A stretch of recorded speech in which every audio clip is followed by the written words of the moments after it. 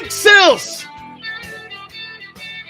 Happy Monday to you, man. Appreciate all you guys coming aboard. Hopefully everyone had a spectacular weekend. I mean, NFL owner meetings this week.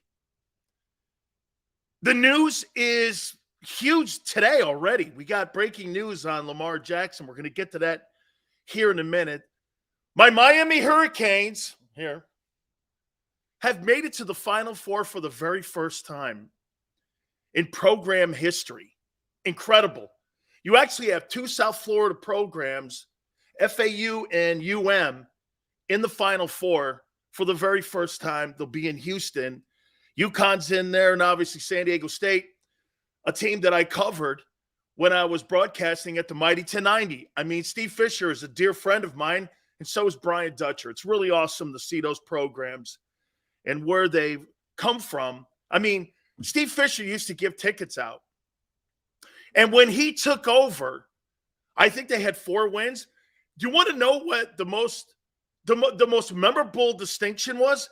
Do you guys know who the all-time – he still might be. Tone, I don't know. He still might be.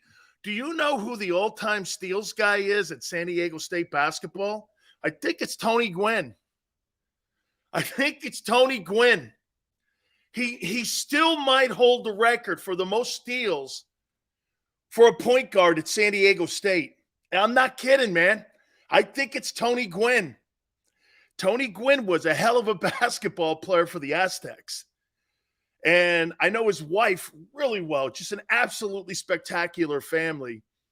And it's really great to see those programs. And, man, I'll tell you one thing about the NCAA tournament. We'll get into the Eagles here in a second. But do you know why the NCAA tournament is so good? Because it's fair. College football is not fair anymore. Just not fair. Clemson, Alabama, Georgia, Ohio State, and then an outlier. And it's been that way for the last 20 years. It has become so top-heavy. You get programs, and by the way, I think NIL and the transfer portal have definitely benefited college basketball 10 times more than college football. Because it's the same cast of characters in college football every year. Every year, Clemson, too, throw them in the mix. Every year, it's the same dudes. It's the same dudes. College basketball, get a couple guys. And also, too, I got to tell you, I think COVID had a lot to do with this. You got guys coming back for extra years. And some people now are like this. Okay, so we had all the upsets, but we don't have any of the blue bloods now in the Final Four. And now you're like this. It's kind of anticlimactic. I like it. It's something different. The NCAA tournament is fair. It's fair. College football, dude, the bowl season, players don't even want to play in the bowl season. They don't even want to play. The NCAA tournament, everybody wants to play because it's a place where you could showcase your talents. I thought it was awesome. That thing lived up to billing, man. I really had a great time watching it. I would never watch NBA basketball like I watched the tournament. I would never. And NBA basketball is the most boring thing because most of the time when I tune on the games, these guys are load managing. They're not playing, or somebody's bitching about something stupid, or somebody's making a political statement. I don't give a shit about any of that. When I tune on a sporting event, I don't care about your politics. I just want to watch you play. That's what the tournament gives you. The tournament gives you just pure sports. NBA, they're trying to tell you who to elect. Anyway, I absolutely love the tournament, man. I thought it was a great weekend.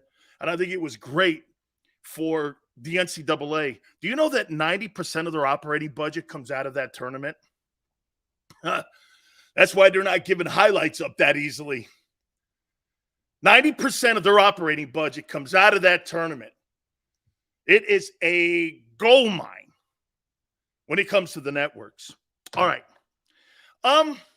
Lamar Jackson has demanded a trade. Does not want to play in Baltimore. Wow. Don't ever tell me the Jalen Hurts discussions and negotiations could never go down that line. Lamar Jackson is one of the best people you can ever meet. The Ravens have been one of the gold standards in the NFL. John Harbaugh was asked the question today in Phoenix at the owners' meetings. He had a laugh because the other expression would be crying. You don't let a guy like that walk out the building. And get this, the Ravens don't want to pay him because he's dual threat. Dual threat. I'm paraphrasing the statement from Lamar. Well, they don't want to pay me my value. Code, the Ravens think he's going to continue to get hurt. Why should the Eagles go down that same avenue with a dual threat? Why? Jalen is not a better player than Lamar Jackson. He's not. Might be smarter. By the way, let me throw this at you here. After watching Jalen Hurts play this year, I'm going to make a statement to you about Jalen. It just shows you the crime that Carolina had and how they managed Cam Newton. It was criminal on how Carolina played him. Criminal. They broke that guy in pieces by the end of his career. The way they ran him, the way they played him, it's criminal. Jalen Hurts must have learned a lot just watching how Cam got destroyed in Carolina. Okay? But he must have looked at that and went like this. Damn, that can't be me. By the way, the guy at Buffalo should take a look at Cam Newton tapes because he's on the same Cam Newton track. Dude, you need to take care of yourself, and you need to play a little bit more like Jalen Hurts. You know when that is? Go down. Live to play another play. There is no question. I will concede this to you. The only thing that Hurts does better than Lamar Jackson, play smarter. And get this, that could be enough. That could be enough. I've made this point to you before, and I'll continue to do this. Notice I didn't say this. And he has to this point.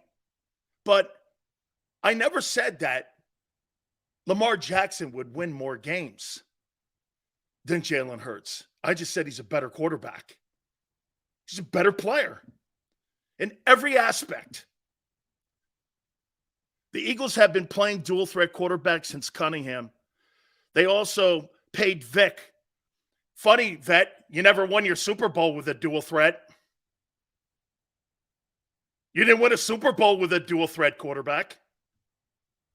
You won it with a drop back quarterback. Actually, two of them. Okay, so, I mean, you didn't win a Super Bowl with a dual threat ever. Okay? They were all drop back guys. Yacht goes, that explains the one Super Bowl. That's a not dude. If Randall Cunningham played in today's NFL, he'd make $55-60 million too. Randall was a special player. Randall Cunningham was a special player. Okay? It was just a great football player. Now, let's do this. I'm assuming, Vet, that means paid. Because I'm assuming the latter he does. Anyway, I'm assuming, hey, Vet, Hurts will get, I'm assuming that's paid. The other one, I think we can both agree, Vet. Hey, Vet, I think we can both agree. Yeah, okay, he gets the other one. Okay? One of the very few times Vet and I agree on, hey, Vet, I think he does, get laid. I'm with you, man. Okay, yes. Hey, Vet, we finally agree. I'm going to send you $2. Okay? Here's the case here. Why wouldn't the Baltimore Ravens pay Lamar Jackson $250 million? Why wouldn't they pay him? Why would they pay him? They don't want to pay him $50 million. Can I throw something out for shits and giggles? How about a player swap? Send Hurts to Baltimore for Lamar Jackson. You think the Ravens would do that? You think the Eagles would do that? You think the Eagles would want Lamar Jackson? He's a year older. We're not talking about an older player. He's a year older. He's more accomplished. Individually, he's more accomplished. It's not close.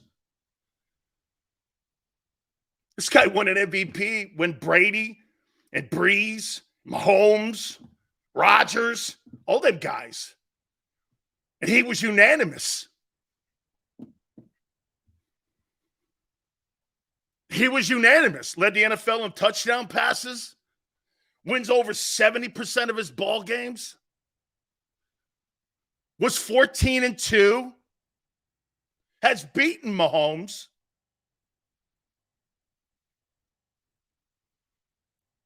Lamar Jackson last year would probably be a problem for some. Probably put business ahead of playing. Brian says I would take my chance with Hurts. Hurts has done what? Unanimous MVP? Where was that? I must have missed that. Oh, yeah, that's right.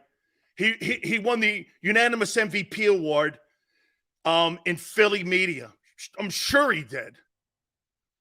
H.A. Brown would cry about that. He would cry about having Lamar Jackson, a more accomplished player, a year older than Jalen Hurts. As a football player, I want the guy who gives me the best chance to win a Super Bowl. Now, Jalen has that. But remember something, getting to a Super Bowl is not an individual accomplishment. It's a team effort. It's a team accomplishment. It's not an individual. We'd like to make it that, but it's not. That's like telling me this. Hey, man, Nick Foles is a better quarterback than Dan Marino because he got to a Super Bowl. That argument's so obnoxiously stupid. You know, hey, Trent Dilfer won a Super Bowl. Marino didn't. So I take Trent. It's the dumbest conversation you can have. Dumb. Just stupid conversation. Okay? When did Lamar go to a Super Bowl? Trent Dilfer got to one. Jimmy Garoppolo got to one. So, are those guys legendary?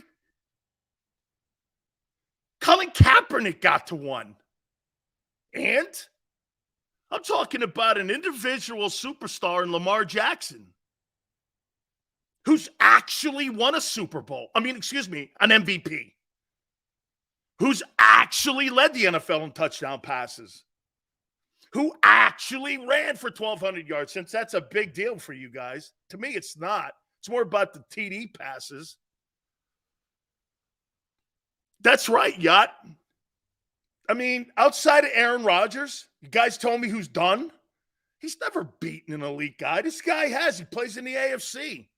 So you're telling me you keep Jalen Hurts over Lamar Jackson?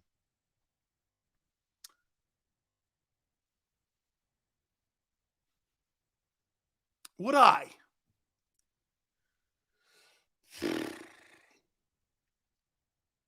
Would I keep? Who would I take?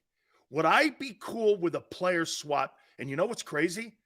The Eagles have 2 ones to do this. You got 2 ones for Lamar Jackson? Dude, if I'm Carolina, I moved all the way up to 1. You're going to try to tell me you're going to draft Bryce Young and you wouldn't want Lamar Jackson instead of Bryce Young?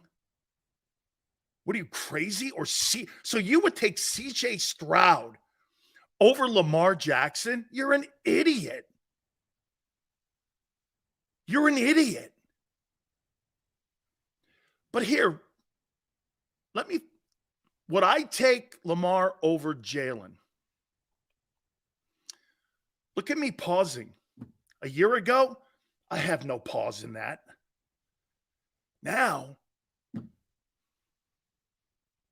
if Baltimore and Ozzie Newsome, who drafted him, this is where you have to be smart. Hang on, Tyler. Let me finish the take here before you sit here and start talking shit here on me. Hang on.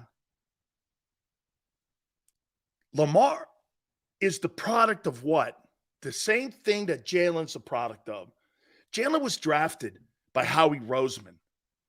Ozzie Newsome, that was his last gift to the Raven organization. And if he's recommending that you don't pay him, shouldn't that be a red flag? Shouldn't that be a red flag? Ozzie Newsome is in the business of collecting talent for Baltimore. Okay? He's in the business of building championship football teams. He's built two. Always competitive. And if he's recommending to Steve Biscotti, I don't think we give this guy $250 million. Doesn't that make you pause? It made me pause today. As much as I like Lamar over Jalen Hurts, that made me go, Jalen might not be as physically gifted like Lamar. Like Brady's not to Aaron Rodgers. You got to go with the guy who's smarter. And Jalen Hurts, in my opinion, plays smarter football than Lamar. Hence, I think he's going to win more. I would never in a million years do a player swap with Baltimore because I don't believe Lamar Jackson plays a smart brand of football. I think Jalen Hurts plays a smarter brand of football. I would never say that a year ago. And he's more accomplished. He's more athletically gifted, Lamar. I just think Jalen plays a smarter game. Guys, Brady is nowhere near the athlete and the athleticism that Aaron Rodgers has. But that wasn't the key to winning Super Bowls for Brady. His knowledge of the game, his study, and his constant and relentless pursuit of excellence was the reason that he won. I thought about something Tone told me. Tone told me he was at the Maxwell Awards. Had a chance to talk a little bit with Jalen Hurts. And to paraphrase it, it sounded to me like 1,000% commitment to excellence and focus is why he's expanded his game this much. Jalen Hurts is not a better football player than Lamar Jackson. He's not. But he might end up being a better quarterback. And if I had to pick between the two, and I had to pay $50 million between the two, I'm going to pay it to Jalen Hurts. Because I think I trust the guy more to play smart. I need him on Mondays. I don't need him in the tub. I can't believe I'm saying this. I cannot believe that I'm saying I would take Jalen Hurts over Lamar Jackson because I think he plays a smarter brand of football than Lamar does. Unbelievable. Unbelievable. Unbelievable. Unbelievable, I'm saying that. Unbelievable. Yacht, I get it all. But I just have a sense that I trust him more. You know, the Chicago shit bugs me because that coaching staff put him in a position to be injured, and it may have cost them the Super Bowl because he was playing hurt. Can you imagine Jalen Hurts 100%? He was never 100% from Chicago. Not saying Mahomes was, but there was no need for that in Chicago. That's the dual threat side of this that I hate.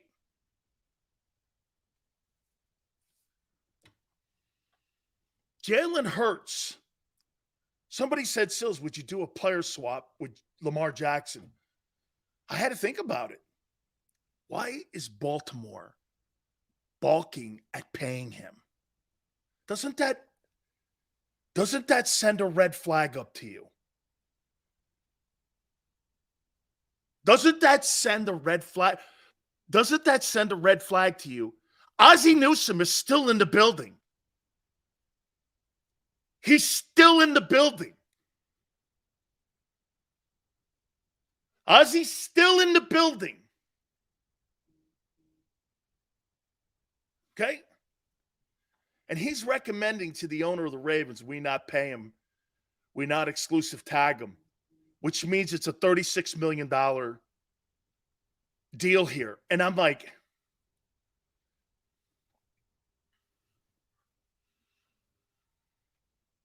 Niners all day, 93 yards passing. I get it. I get it. But again, 180 yards passing. You start throwing numbers at me here. I mean, how much did Mahomes have in the game? 180 yards? Wasn't like he lit up the record book in the Super Bowl. He lit it up in the second half. Just saying, man. How much of an impact do you think that the Lamar Jackson contract and the way this is going has any impact on Jalen Hurts' conversation? Because I think the Eagles could use this also against them. Hey, look at what Baltimore is doing now. How much of a market is out there for him? Would you pay a guy $51 million that's missed a ton of games in the last 3 years, even if he is 26? Would you pay a guy $51 million? Man, I'd rather build my team like San Francisco. Give me Brock Purdy. I told you this is why Brock Purdy's situation is a really great situation. He's a good enough player to get you where you want to go. He proved it without overpaying anybody. They proved it in San Francisco. San Francisco gets to the NFC Championship game every year. And they're not paying their guy. Said it. The Purdy situation is better. And by the way, anybody who thinks that this Eagle team is as good talent-wise as last year's Eagle team is high. Is high. There's 5 new coaches on defense. You don't even know what front you're playing yet. How can anybody make an assessment on what this team looks like today when you don't even have enough pieces to put a defense together? Who are your linebackers again? Who are your shitty safeties on the roster right now? These B signings?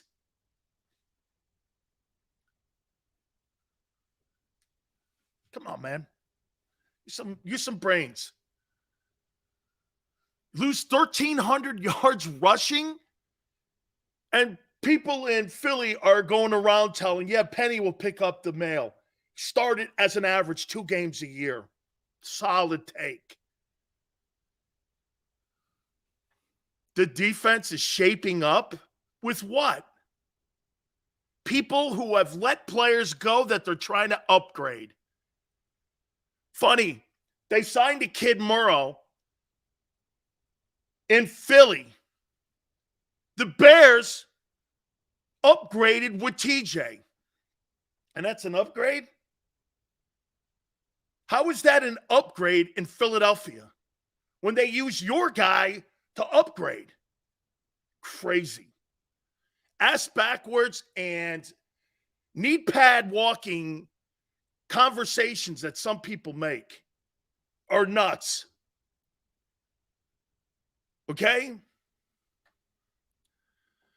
Edmonds, I'll make this point to you about Pittsburgh. Dude, Pittsburgh doesn't let draft choices get away. They don't let you walk.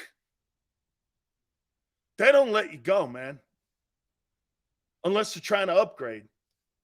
Pittsburgh's got to upgrade their defense. They haven't been very good on defense the last 2 years. And that Peterson sign, I think, is garbage. I mean, honestly, Pittsburgh needs to do a better job of restructuring that defense, and that's supposed to be Tomlin's forte. Baltimore basically runs the same offense. We do our PO system. You give Lamar 2 good receivers and the excellent O-line. Lamar said he's asking for a trade. He did ask for a trade. Okay? But I got to tell you, Eagle Way, I mean, it's not so much. I told you, he's a better ball player than Jalen Hurts. But he doesn't play smarter than Jalen. Jalen does everything to create yardage and also contact. He's not looking for contact. And that's the right way to play. That dummy in Buffalo needs to get a playbook out of Philadelphia and how to protect yourself. You know how you protect yourself? Playing smarter. Dude, Cam Newton is the greatest example of getting your ass kicked in an organization overusing you and not using you and protecting you correctly. It's criminal what the Panthers did to that guy.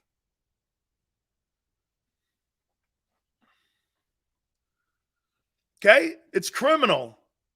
Every organization who has an RPO guy or a dual threat guy should always look to Carolina on what not to do to their quarterback. They almost killed that guy. Cam Newton can't throw a pass today.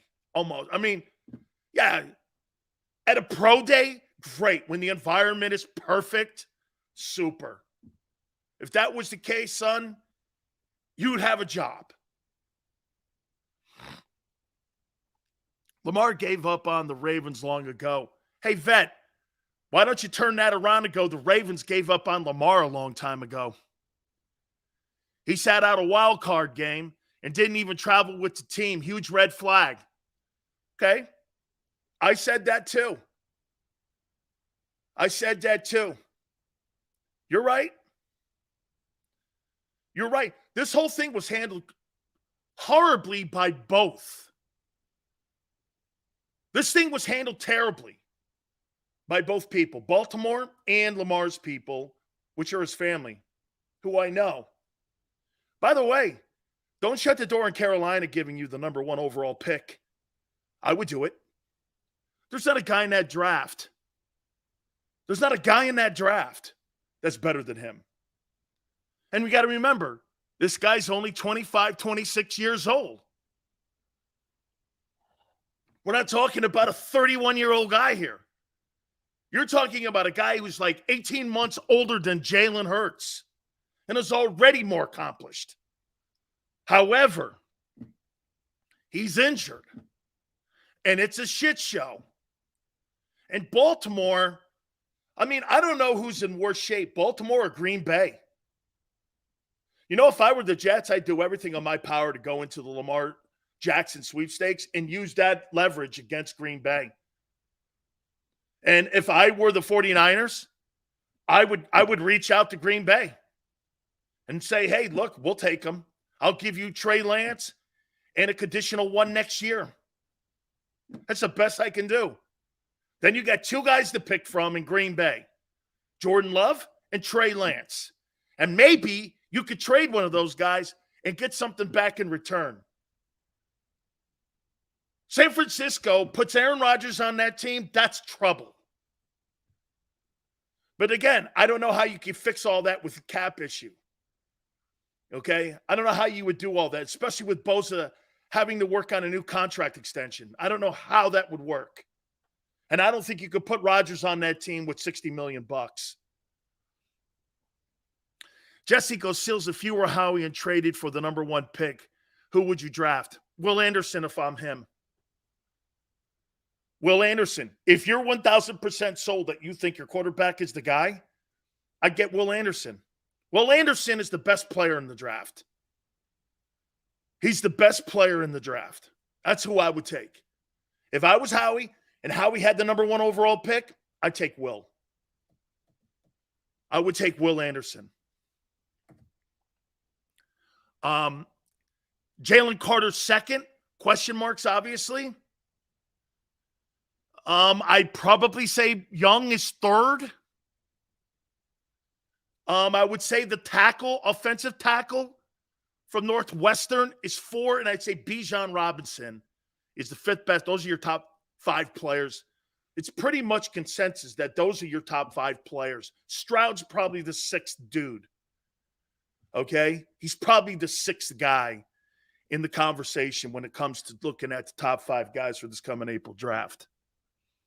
Okay, so those are your 5 dudes. Rodgers hates the 49ers. He would never play for them. You're making $60 million. You'll play on the moon.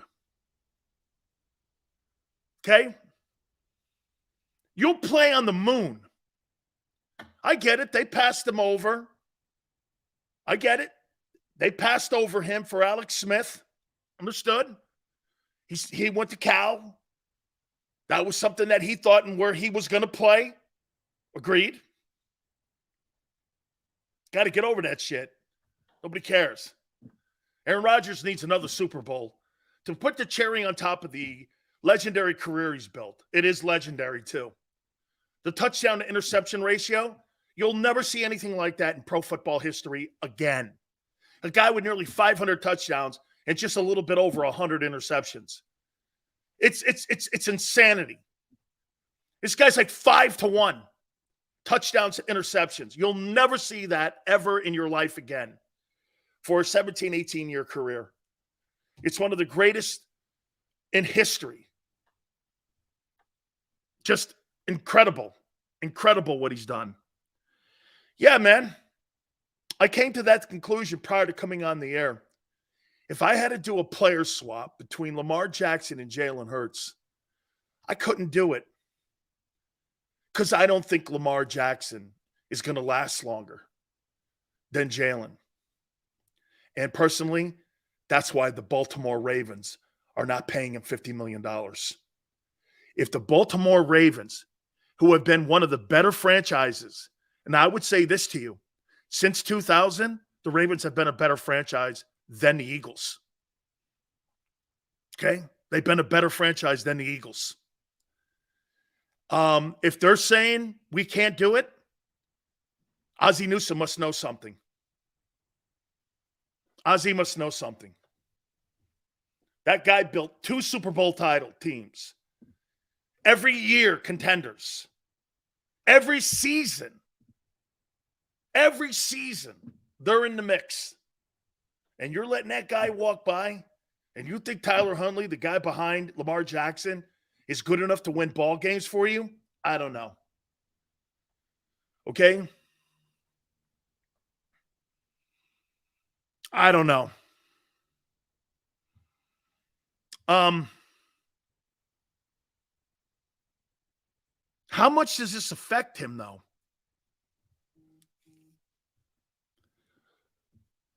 How much will this affect him? How much will this affect him?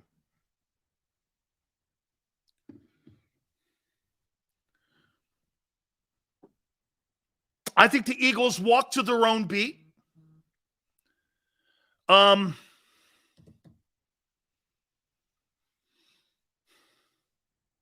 I think they're going to pay him. I think they're going to pay him by June 1. I think the Jalen Hurts contract will be done by June 1 when you have to be in a position. And with all of the restructuring that they've done and all the things that they've done a pretty – Howie's freed up some dough now. You know, the NFL Players Association listed all that. And then the NFL Players Association came out with a new list. Howie's restructured a lot of money. And they're going to have some dough to work here. They're going to have some dough to work. Yacht says Hurts has the best lineman and has been injured each year. True. Allen hasn't missed a game in 4 years with a trash O-line. There's a big difference. Hurts is too small. Allen is sustainable due to his size. Not a bad take. Not a bad take. And the reason that he's not in traction is because he's 6'6", 260 pounds. But do you want him to look like Cam Newton in the end? He's on the trajectory to be Cam Newton. A better Cam Newton. Is that what you want your quarterback to look like? The back end of the contract you just gave him for $42 million? I'm hoping not. I'm hoping not. You want him to think more like Jalen Hurts. By the way, just so you know, I don't think Jalen plays a long time. Because you took 11. I don't care. I don't give a shit what you have in Philadelphia right now in running back position. It is not near enough to cover for 1,300 yards and 11 touchdowns. You're going to have to show me that one. Because you got a bunch of dudes back there. They are not as good as Miles Sanders. And you hear the people in Philly, Rashad Penny is not a better player than Miles Sanders. End of story. And neither is Boston Scott. They're not. Kenneth Gain. They're not close. Not close. But you're going to make up for 1,300 yards rushing. I want to see that. Your quarterback has got more pressure on him. Okay? Let me ask you this one. By the way, some free agents that could be on the move, that could be game changers. Vegas has the win total out. Players that have to step up for the Eagles, going to kind of put out what I think you need. If you're going to get back to the NFC title game, I got a player list of guys that I say have to be huge and maybe into some aspect bigger than they were a year ago. Also, little bit on the Eagles and their future. Gary Cobb each and every single Monday, 4:30 from Fox 29 in Philadelphia. Kevin, we're going to get to that. Jeffrey Simmons, it looks like the Titans want to have a complete cleaning of house and all that. Man, he would cost you a lot of money. But I'll tell you what I would do. You want the 30th pick? But see, here, you got to remember something, Kevin. You think the Tennessee Titans, I told Tone this on Friday, you think the Tennessee Titans still have Howie Roseman's number? Or do you think they have that thing on block? They get A.J. Brown out of the building from them, and you think they're going to cut another deal with them? I don't know. Okay? I don't know. I know the Saints will never call the Eagles ever again. Okay? Yeah, okay, JM. Yeah, keep telling yourself that bullshit. He's better. That he would have played more. He'd have been the feature back. He was never. When Miles Sanders was on and healthy on that team, none of those dudes could beat him out. But now they're better, and it's an upgrade. Of course it is. Just like the safety you signed is an upgrade from Gardner Johnson. Then why'd that guy get $10 million? So you think because you sign a guy on a steal of a deal here that you say and a guy who leaves your building for $10 million, he's a better player. Solid take. Okay. Let's put this out there too, defensively. Where did you come up with the notion that the new coaching staff on defense, it's a new coaching staff, and the players all fit? Where did that come up from where today on March 27th, you're saying your defense is going to be good enough to be very competitive? How do you know this? How do you know the coaches and the players all fit together? How do you know this? It's a brand new coaching staff, secondary coach, linebacker coach. The D-line coach is back. The coordinator's new. How do you know this? How do you know even how Sean decides going to design the defense? I'm not telling you it's a bad, but you think that's just going to fit right in because it did a year ago? You had an intact coaching staff. You don't now. How do you know these guys all fit? How do you know the coach? Didn't Fletcher Cox have a bitch with Jonathan Gannon at first when they were 2-5? Hey, I don't know what he's asking me to do. Remember, they had to simplify it? They simplified it, and actually, what changed the whole thing was when Sirianni gave the play calling to Shane Steichen.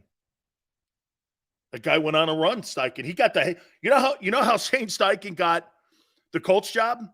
When Sirianni failed as the play caller. That's how he got the job. Because he took over 2-5, and he's now the head coach of the Colts because of that move. Okay? The problem that I have with everybody jumping the gun, you don't even know what this thing's going to look like. And I don't either. But that is more to me going of the unknown. Since when do you go into a football season and on March 27th, you don't even know what your defensive scheme is? They don't even know the scheme. But these guys are all going to play and have a defense that's going to be almost as compatible to what we saw a year ago. Where are you coming up with that? Or are you just being a homer? Okay. That's okay. That's cool too, being a homer. That's homer talk. That's not. How about we see a preseason game first?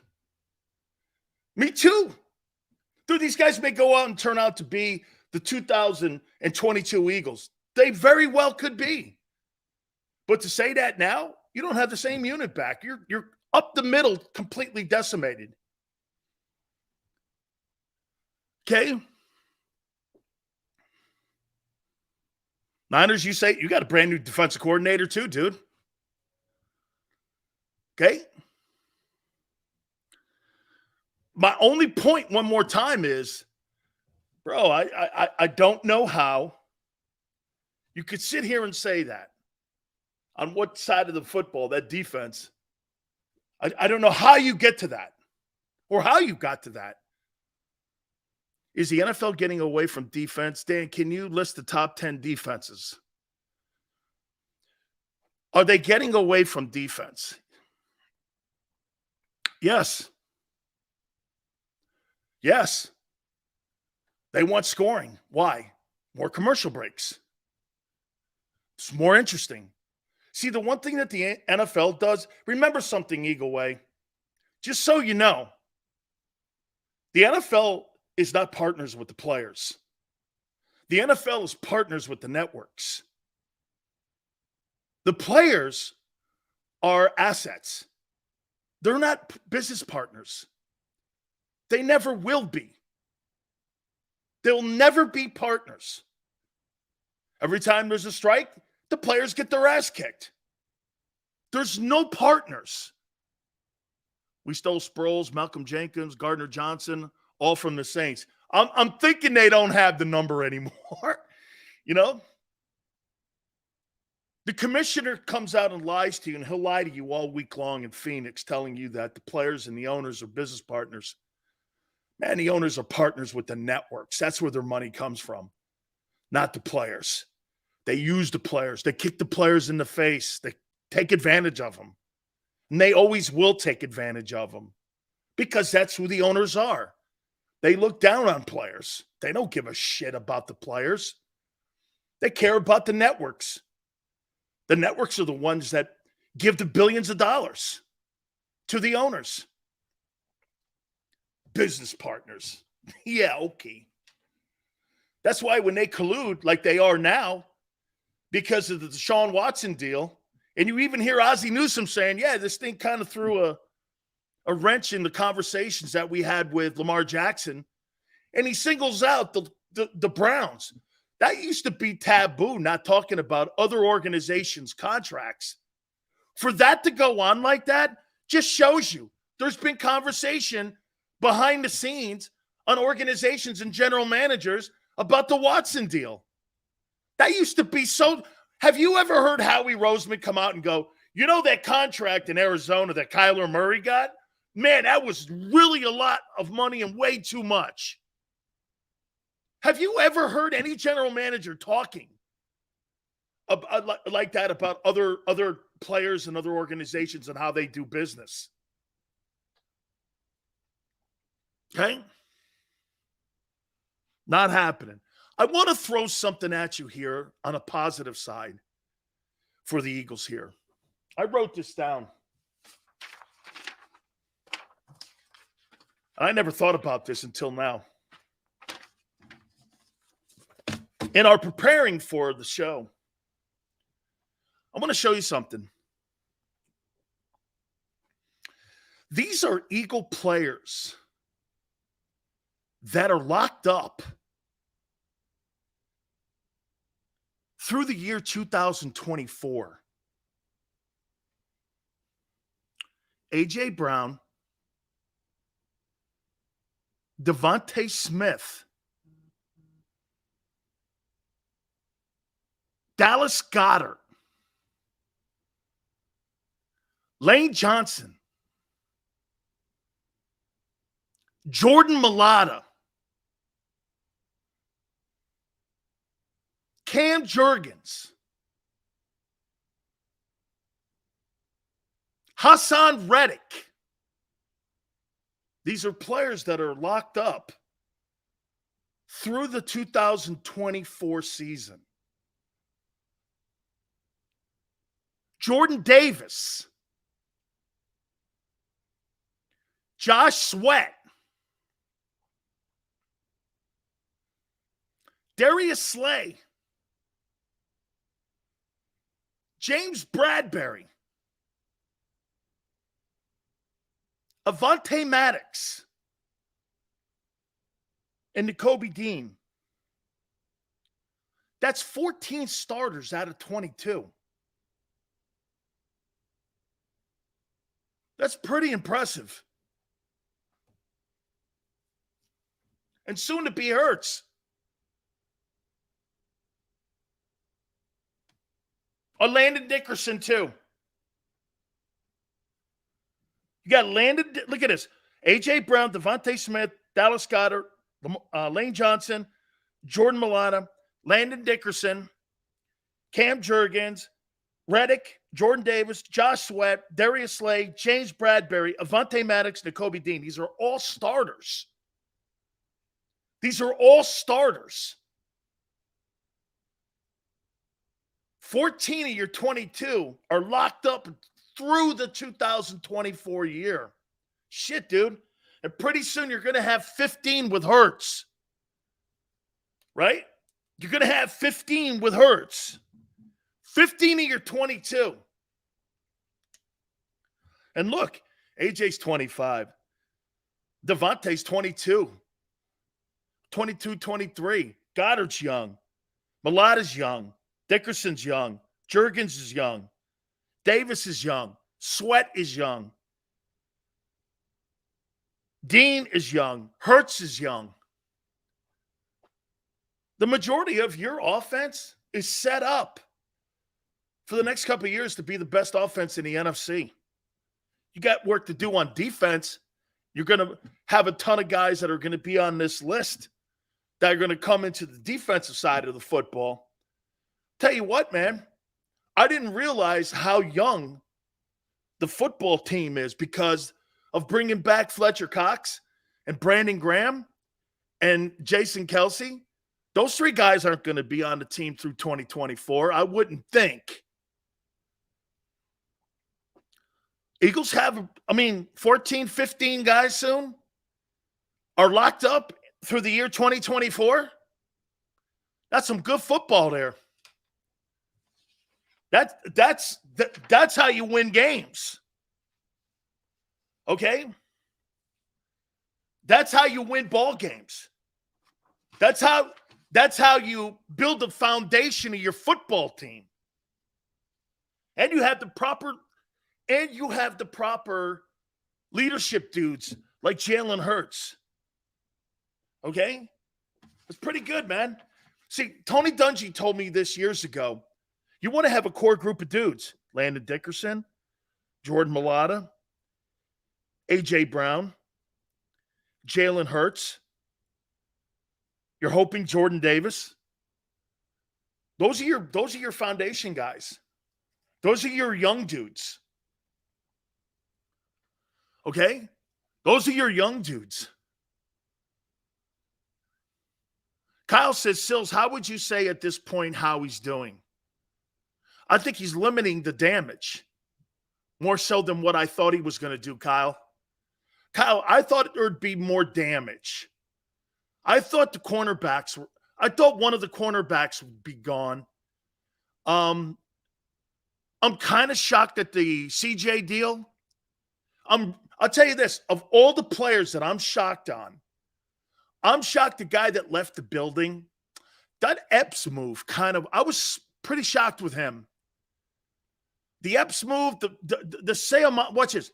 Were you shocked on Sayamalo? No, because they couldn't keep all them guys because there's so much money in the offensive line. It's their biggest investment. When it comes to a group setting, the wide receivers right now are pretty vested. You got a number one wideout, and you're paying a guy $20 million north of it. That's a lot of investment in your two wideouts, plus your tight end is a $15 million guy.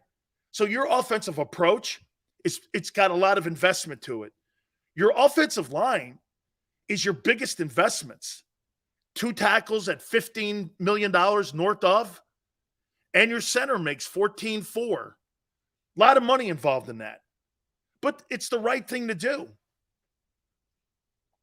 I think, you know what? For what he has to do, he still has to pay the quarterback. That's what he's preparing for here, is to pay the quarterback. We got 10 picks in next year's draft too. That's a great thing. My opinion, so that I can pay Jalen Hurts, I might trade that 10th pick. I might trade down or even out of the first round with that 10th pick. My opinion, man, there's going to be teams that are going to go into that draft, and there's going to be a quarterback that's going to sit at 10. Somebody's going to offer Howie Roseman a treasure chest at 10. I personally think, I'm telling you, I think there's going to be as many as 4. I don't see 5 quarterbacks that could be taken in that top 10. Okay? You move down or even out, and then you move up with one of the picks at 30 to say 15, and you grab your guy Porter or whatever. Somebody's going to fall into Howie's lap. I have a feeling Howie's setting a web right now. You know why? He don't have the money. Look at the signs. You know what he has, though? The position in the draft to make a massive impact. He made a massive impact last year in the draft without drafting because it was with A.J. Brown. Okay? His 2 biggest moves last year were trades. The sign of Bradbury turned out to be, but that was free agency. The Reddick sign was big, but the C.J. Gardner, it kind of molded and solidified the defense. When you got him and put him in the secondary, that defense, The defense moved because of him being in that lineup. It was changed. Okay? It was changed. I think, again, Howie doesn't have the money. Look at the signings. Always go by the money. Don't follow so much the player, the money. You let Bobby Wagner go. So you're telling me you'd rather have the kid from Chicago than Bobby Wagner? And Tone showed me his stats. He was great with the Rams. I was wrong. I look back, he was second team All-Pro. He's back with Seattle. Seattle's doing some good shit up there, man. Howie couldn't sign him. Because he's got to pay his draft choices. And he's got to pay his quarterback. So, what does he have in this draft? The 10th position. We hit on this last week. I think Howie is going to make some enormous move with one or two of those draft choices. What if Howie moved out of the first round altogether and went into the draft and got 2s, 3s, and 4s and a first rounder the following year? Could he do that? Sure.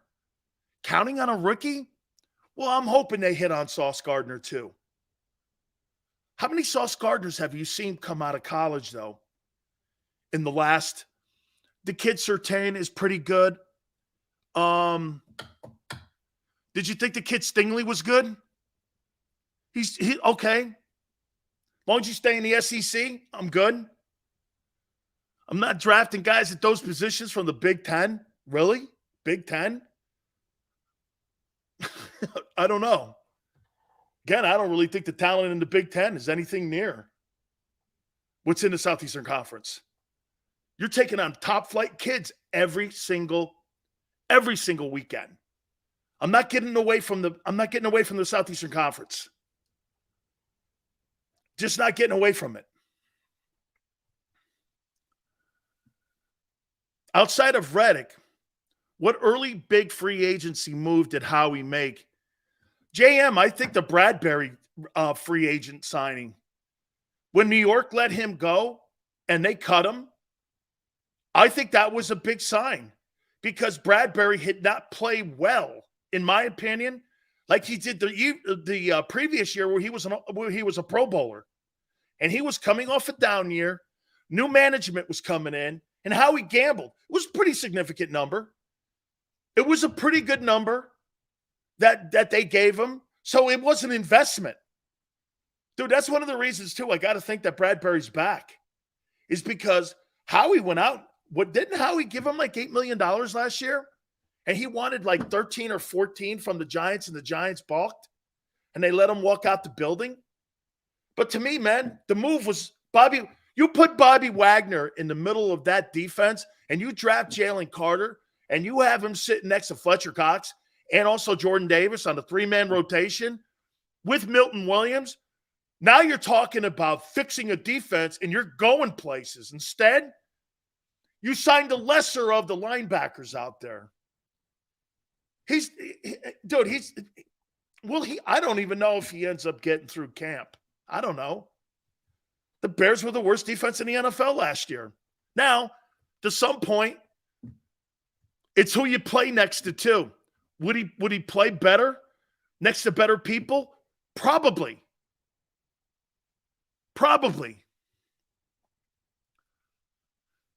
Moreno, it was $10 million. I thought it was $8 million. That sounds about right. Remember, he wanted like 14 or 12. He wanted like 14 or 12. So I think he's going to make a move on draft day like he did a year ago because he doesn't have the money. And in my opinion, I mean, would you rather build the team this year and get younger this year, or do you wait until next year? I think this year you build through the draft. Take that 10th pick, move down, get some other picks. Stay young. Why is that essential? Because you got to pay your quarterback. Remember something, this coming year will be an extension. Still got to have a signing bonus. But the 2024 year is when that contract will kick in on March 15th, when you have to start paying him. If you do pay him $50 million, it'll be March 15th of 2024. That's when the number starts to become significant for the Eagles. And then they're going to have to start making some tough choices and a lot of restructuring. You're probably going to lose Kelsey. And Kelsey's $15 million off the cap. Okay?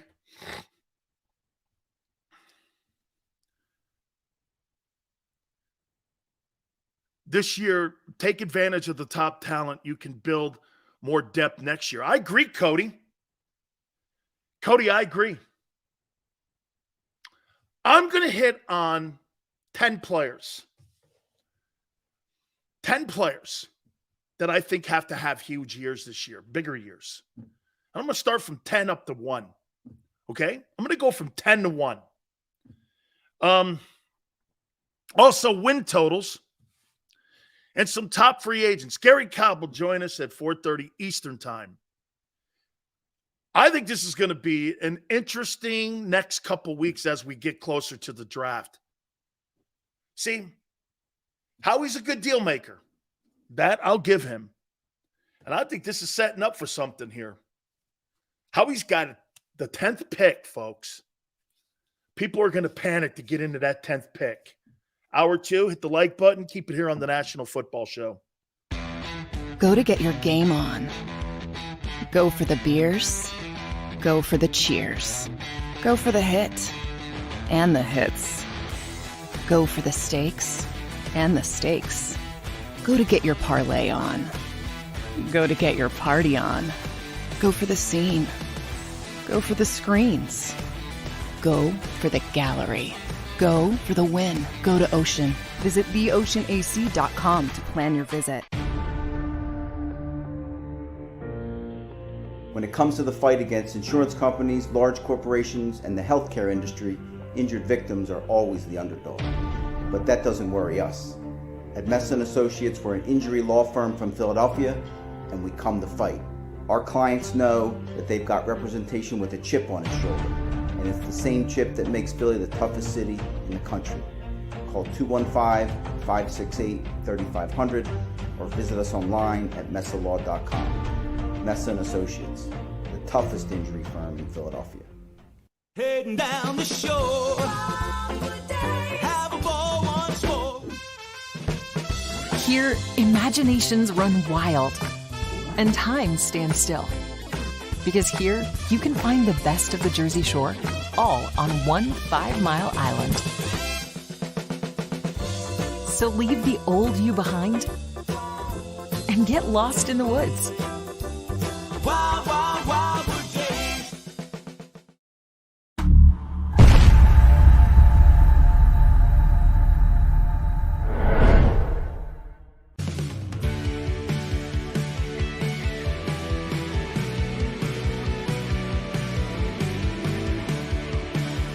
My name is Fran Soleno, and I'm a managing director here at Del Valle Insurance Group. Been in the business for over 36 years, saving people money on their insurance needs. Give us a call. Let us help you custom design an insurance plan that meets both your needs and budget.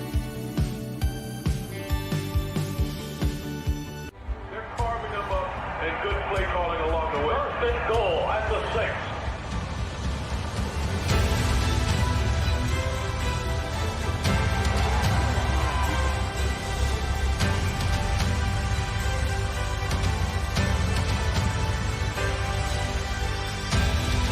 On the field of life, First Trust Bank is there for you. Champions on 3. 1, 2, 3. Because Philadelphia dreams deserve a Philadelphia bank.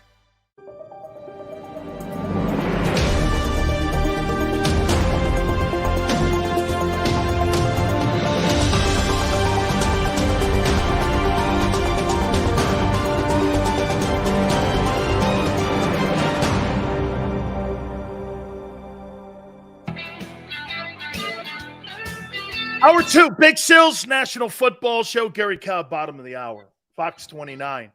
Vlad says the SEC has 4 teams that get 2 recruits and a bunch of teams that barely win more than half their games. Hey, Vlad, name me a team out of the Big Ten outside of Ohio State that's won national championship in the last 25 years. Who? I must have missed it. Who? What team in the last 25 years from the Big Ten outside of Ohio State won a national title? Name me one. Penn State, when they won their national titles, were independent. Name me one. You got one team. Michigan, everyone talks like Michigan is some sort of national power. They're not. Do you know in the last 79 years, Michigan has one national title, and it was a half a title at that. They're not a national power. They don't play for national championships and win them. Every time they get in that environment, they get annihilated. Big Ten's laughable. So you're going to draft DBs out of a conference that those guys aren't very good? I don't know. Iowa produce. Here's the teams in that conference that produce. Michigan produces good players. Ohio State for sure. Iowa. When's the last time Nebraska had a superstar? Penn State. I mean, everyone talks like the Big Ten. The Big Ten's are great. Got one team. LSU, Georgia, Florida, Alabama, Auburn. In the last 25 years, all these programs have won national titles. You know what's even crazier of a stat? Name me one team on the West Coast, not named USC, that's won a national championship in football. Name me one that's on the West Coast. Washington. Washington and USC in the last 60 years are the only 2 teams on the West Coast to win a national title. All your talents in the Southeastern Conference. All in the SEC. Some in the Big 12. Some. I don't go there for defensive guys. Oregon's won a national title. When was that? I must have missed that one. When was Oregon a national champion? I must have missed that. Notre Dame will never win a national championship. The Eagle Way. We're going to have 7 holes to fill next year. Fans are going to have to get used to being young, and we might need to get used to being a 1-year deal type team because of the quarterback. Eagle Way. That's why I say to you, look at what they're doing at Kansas City. You're going to resemble everything that they do in Kansas City. Do you know who the next player in Kansas City is to go? Chris Jones. He'll be the next player to go because you can't afford him. He'll be the next to go.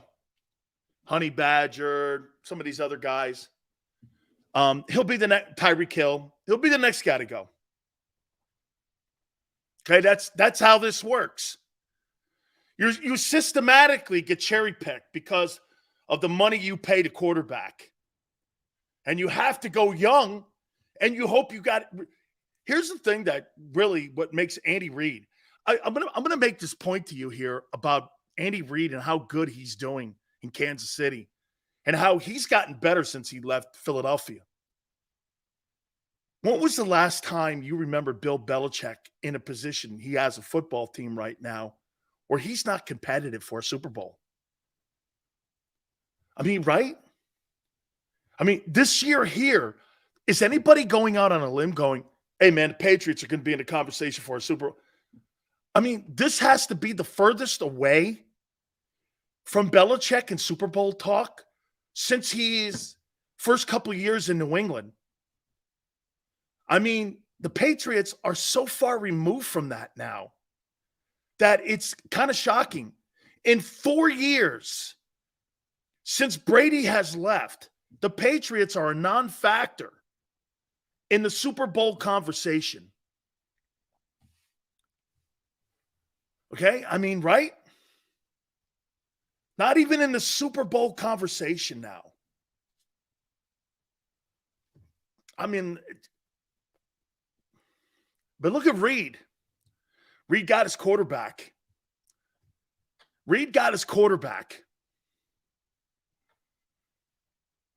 Okay? Reed got his quarterback.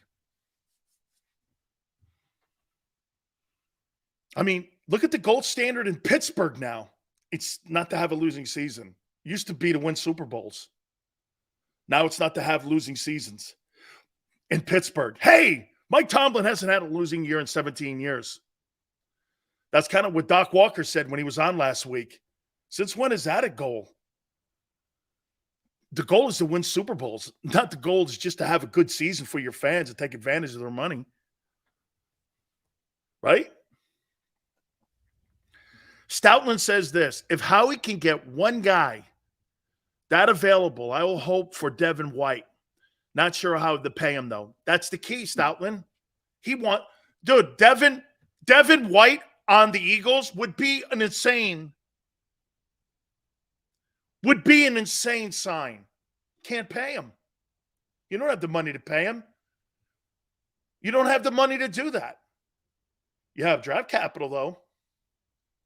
Would you give a 3 up for Devin White?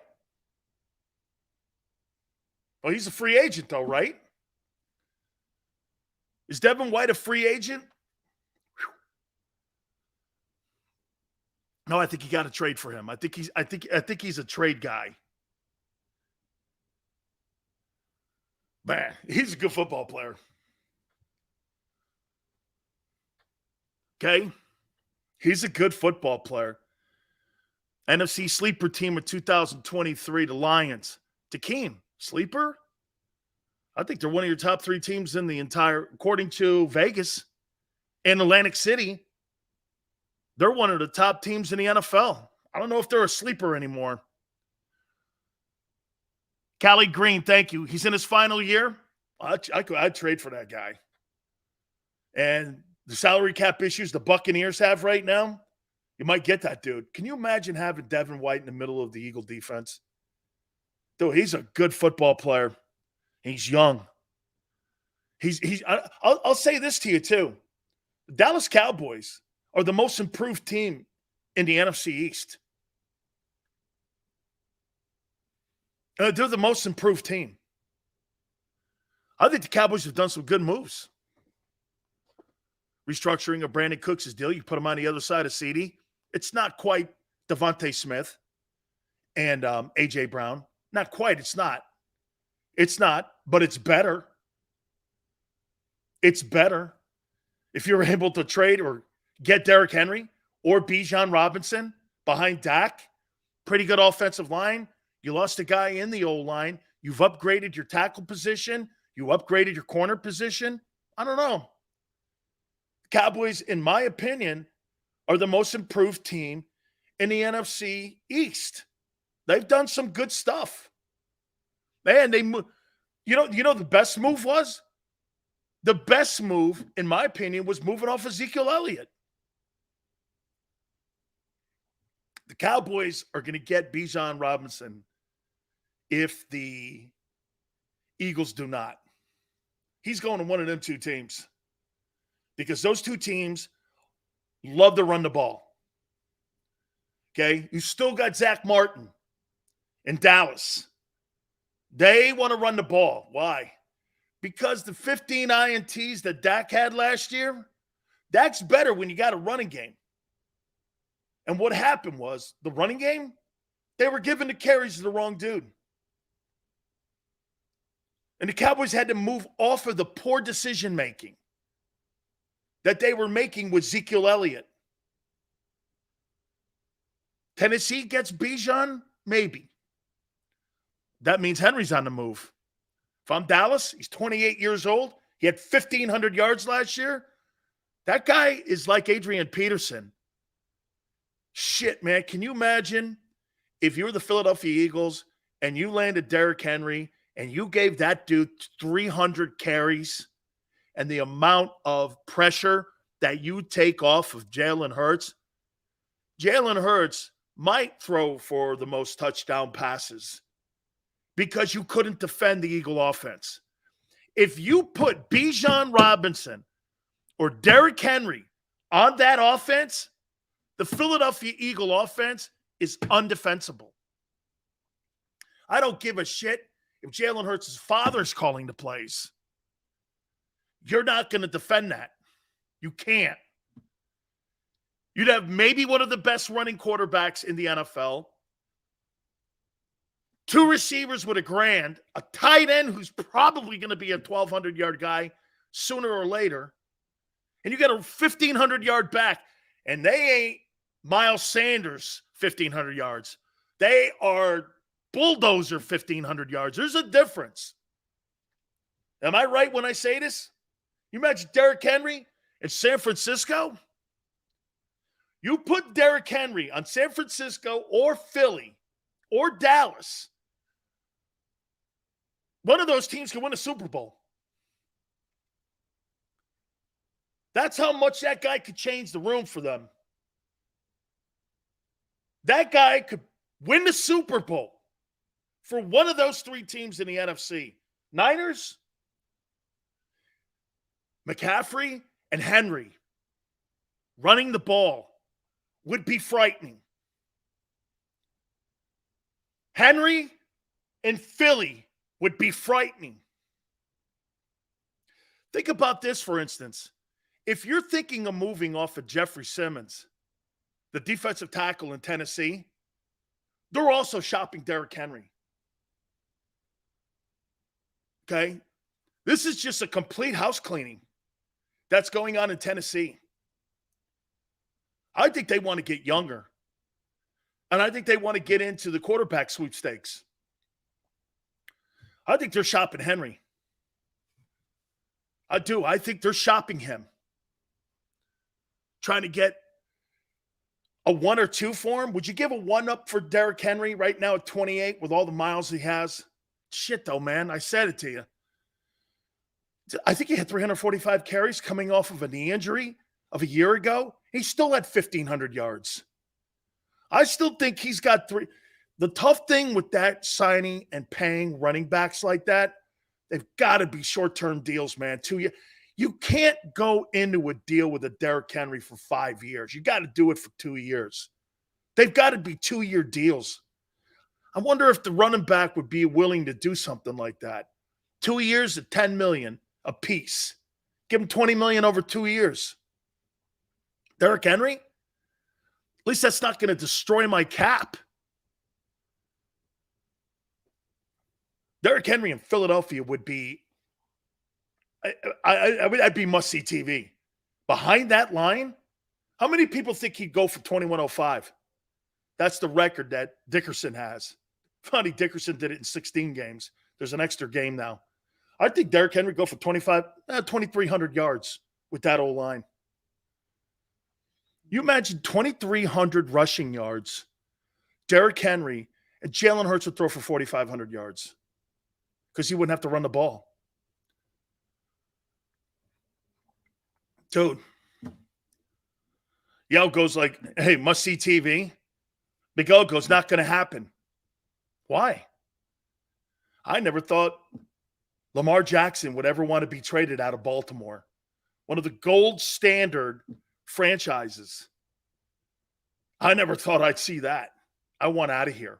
Out of Baltimore? Dude, Baltimore has been more successful than the Philadelphia Eagles since 2000. They've been a better franchise than you. They have. They've won a couple Super Bowls. The multiple players that are Hall of Famers. You got the greatest safety, maybe the greatest middle linebacker. You got a Hall of Fame tackle. These are all guys you drafted. These are all guys he drafted. Shit, Jamal Lewis wasn't a stiff. He was a 2,000-yard rusher.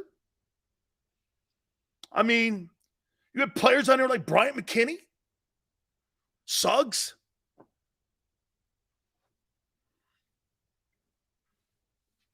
Baltimore drafts well. Hey, that's an understatement. I think they do a pretty good job on free agents, too. Rod Woodson, Deion Sanders, bringing them dudes in. I think they do a nice job on that. Breed goes, I don't know about that one, Sills. They've won more Super Bowls than you, put more Hall of Famers, and I don't know. Look at the players that they have. I mean, you got generational players. Ed Reed's the greatest safety in the history of the NFL. I don't think it's a really – Belichick thinks that. Again, another smart player. Another smart superstar player. Gary Cobb will join us in a couple minutes. We may stop when Gary gets here, but I'm going to throw this at you here. These are players that I think have to have great years in 2023 for this football team to get back to the end. If you want to get back to the NFC title game, I've put 10 players down here. You guys maybe add another one. I think Fletcher Cox at 10. Fletcher's got to have leadership, health, production. It's a big year for him. And he's got to pull Jordan Davis along. Look at what he's being asked to do. Leader. Here's your $10 million note. Leader. Production.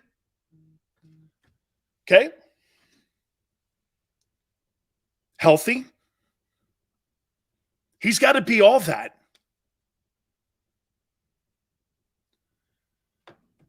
Okay? He's got to be all that.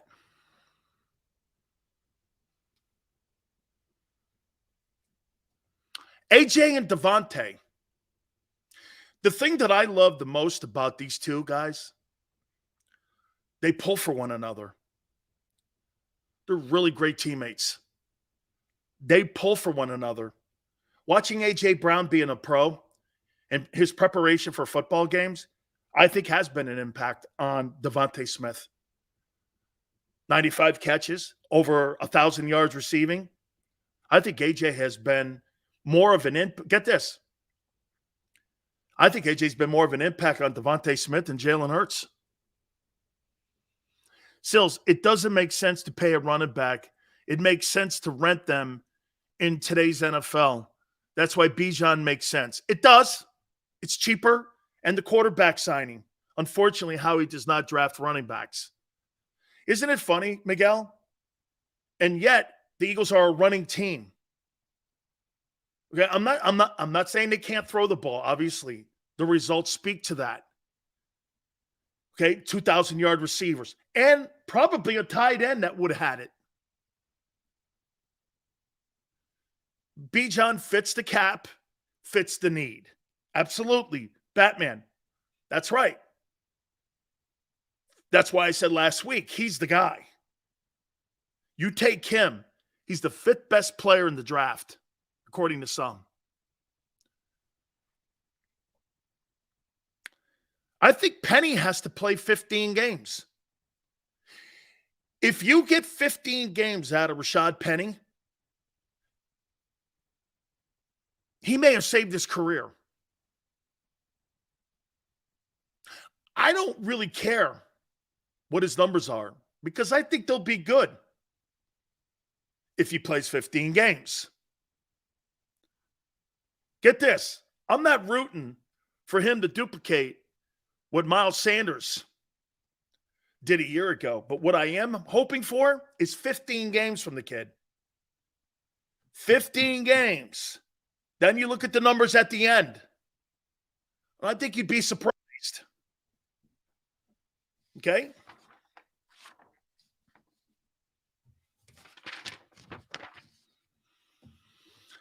Before I bring Gary Cobb on, I started the program out and I said this to you. Howie Roseman has 2 number ones and Jalen Hurts.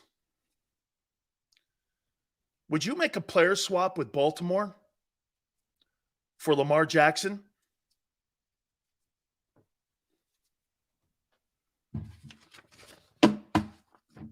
Let's bring G Cobb in. I'm sure he's smiling on that one. He goes, Sills, right out of the gate. I tell you, that's that would be very interesting. I'll tell you that, because you know you have similarly talented quarterbacks, and one has already shown you that you can get knocked out for almost a season. So I don't think that Lamar is as durable as Jalen, but Gary, I said this. I think Jalen plays smarter. Yeah, I probably than Lamar does when it comes to how he approaches the game. Mm-hmm. So, I mean, I think Lamar's more gifted athletically. Mm-hmm. I think he's the unanimous MVP a couple years ago. Let's not forget he's only 25. That's right. But it just seems to me, doesn't it? Like Brady is not Aaron Rodgers in athleticism. However, Brady's smarter. Yeah. Is it kind of like that? Well, I think there definitely is some of that. Now, you talk about Brady and Rodgers, I think Brady's probably more under control, in some ways he has to be, than let's say Rodgers. He's thought through everything. Rodgers likes to, go out there and create and be creative and everything. But if you talk about Jalen and Lamar,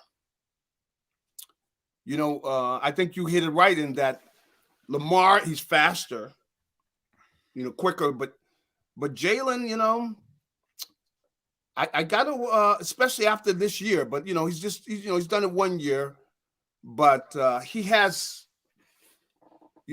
a great mentality when it comes to finding ways to win.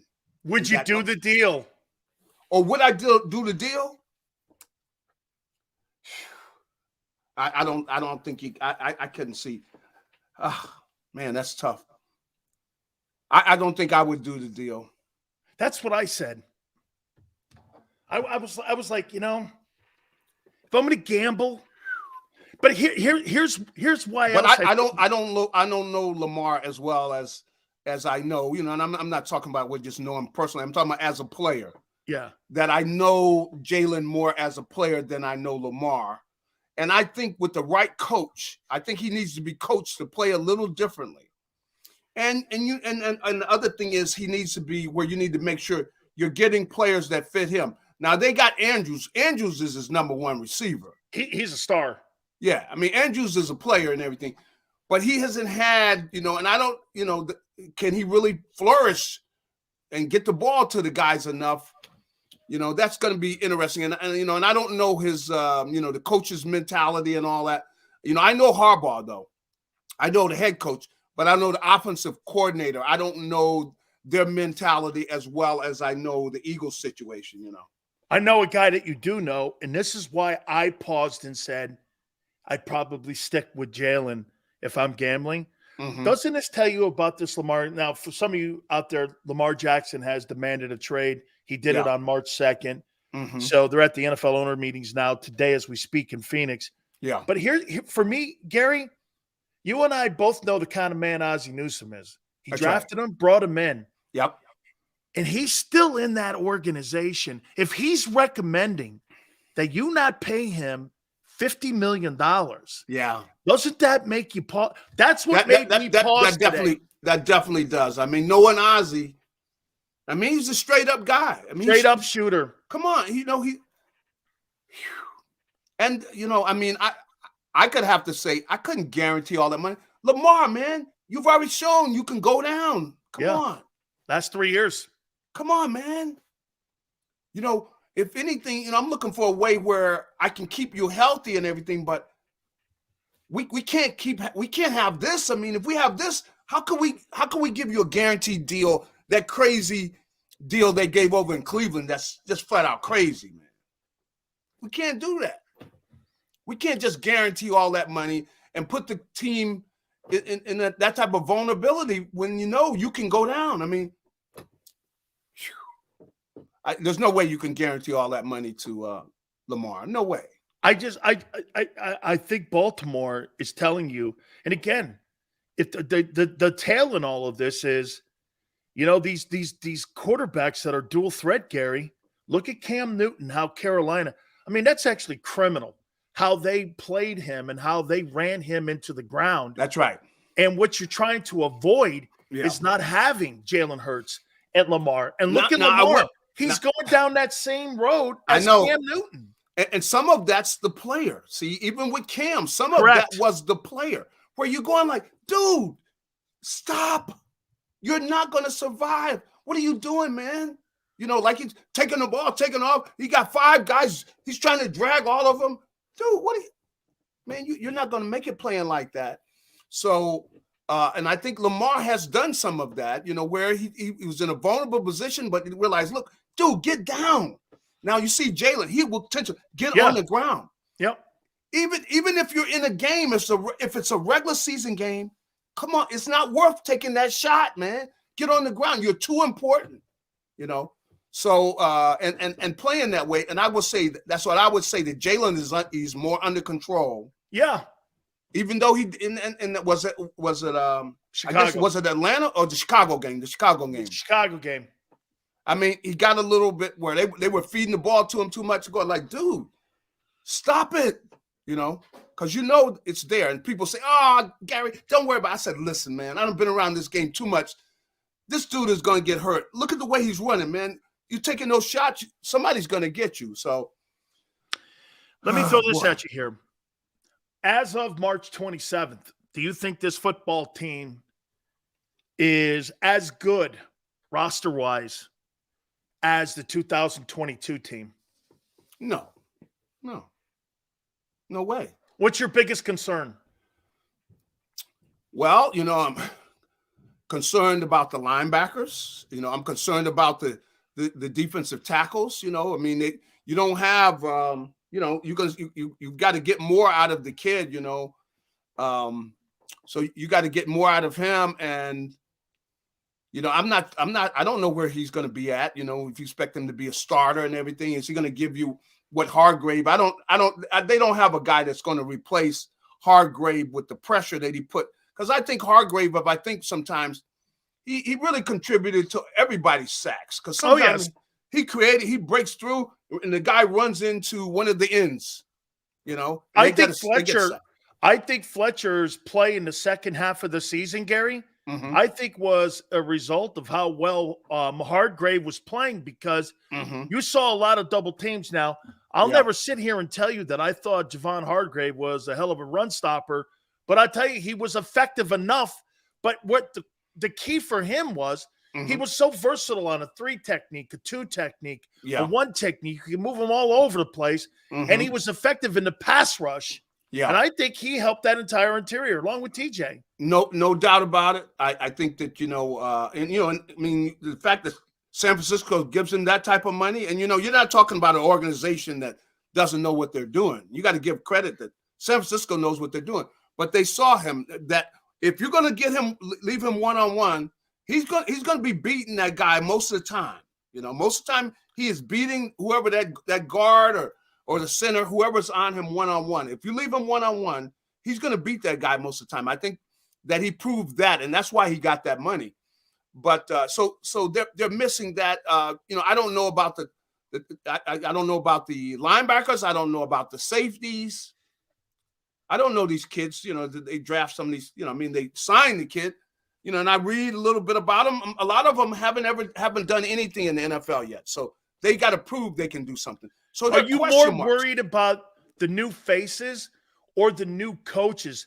Gary, it's an entirely new coaching staff, secondary coach, linebacker coach, defensive coordinator. There's 5 new coaches on that side of the ball. And to sit here and to go like this, well, you know, I think they'll be as effective, or maybe not as effective, but they'll be – I think that's wishful thinking here I think it is wishful thinking. And if I were to say right now, you know, there are major question marks. You got question marks about, you know, the secondary to a degree because of the safeties. You know, I mean, your safeties have got to be able to, at times they're caught, you know, manned up, but most of the time, though, they're tackling. They've got to tackle well. They got to recognize things. See, that's the big thing, is the recognizing, you know, plays and things. And a lot of time, if a guy hasn't had a lot of experience, it's really a lot of times too much to ask for him to come in and recognize the play instantly. And if he doesn't recognize it, you're going to be giving up yardage, both running plays and pass plays, because the safeties play an integral part, especially now with the way they spread everybody out and everything. And your safeties are in, they got to be able to make tackles in the open field, one-on-one tackles against playmakers. They got to be able to do that. And the linebackers too. And I will give TJ Edwards, he had a great year. He had a great year. He's not the most athletically talented linebacker, but he's smart. And most of the time, he's headed where the ball's going, and he made a lot of tackles, one-on-one tackles out in the open field. And I don't know that I see them being able to replace that right away.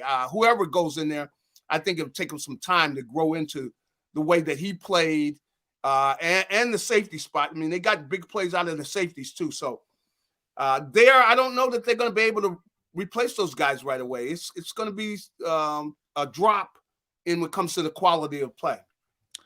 Gary, draft coming up in a couple weeks. What's the area you'd like to see Howie address first? Well, I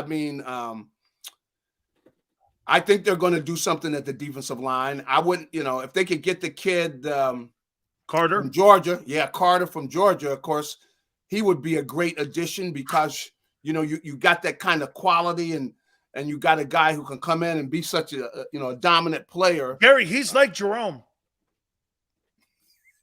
You say he's like Jerome, huh? Yeah. From what I'm understanding, I know a couple of people on the coaching staff down there at Georgia, and Tracy was a teammate of mine. Yeah. Tracy recruited him and coached him. He's got a little wildness to him. Yeah. He's got to grow up. Jerome took me, yeah. He had Reggie and he had Seth and he had all those veteran guys that were there and all those guys that kind of kept him in the building in there. You know what I'm saying? I mean, but Jerome had a loose wheel about him a little bit, right. So Without a doubt. Yeah. This kid's a little bit like that. So, and I think the leadership in the Eagle locker room could probably take care of that guy. Yeah, they probably, I think they will be able to deal with that. If he's, and I know this kid had the situation where, he had the accident and all that. I think this will be a good environment for him. He comes in, he's the player they say he is.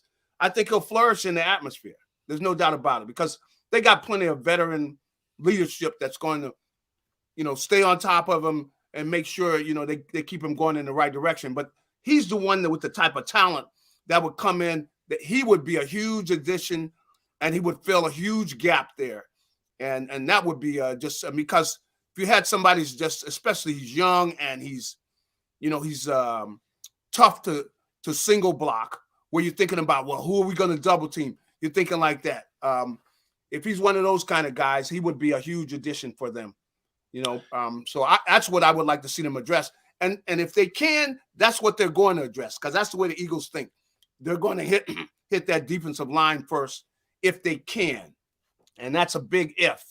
Two last questions for you. Otherwise, I think they'll go outside. They'll get a outside pass rusher. Do you think they'd be interested in that Jeffrey Simmons kid who Tennessee has on market now? He's a young defensive tackle. Yeah, I'm familiar with him. I'll tell you what, Gary. Yeah. I don't know if Tennessee wants to give another one of their players to the Eagles like they did a year ago. I know. But, that kid Simmons. Yes. Simmons, he's yes. 26, 27. Yes. Would you give that 10th pick up for him? Hey, I'll drive down and pick him up, Now, you talk about that 10th pick. I think so. I think you would definitely be, 10th pick for Jeffrey Simmons. He's the preeminent. I think he's Fletcher Cox. Well, I 10 years ago. I think yes, because if you want to go after the bowl again, that's what you're thinking. If that's what yes, that's the move that puts you right back there again. I think you put Jeffrey Simmons on that defensive line, you're back in the game. I think you're back there. Look at the rest of the NFC. I think you're back there. You got to say, boy, hey, We're going after So if you're Howie, you do this. Yes. Here's the 10th pick for Jeffrey Simmons. I think so. And then Tennessee takes their running back, dumps Henry, and the Eagles sign Henry.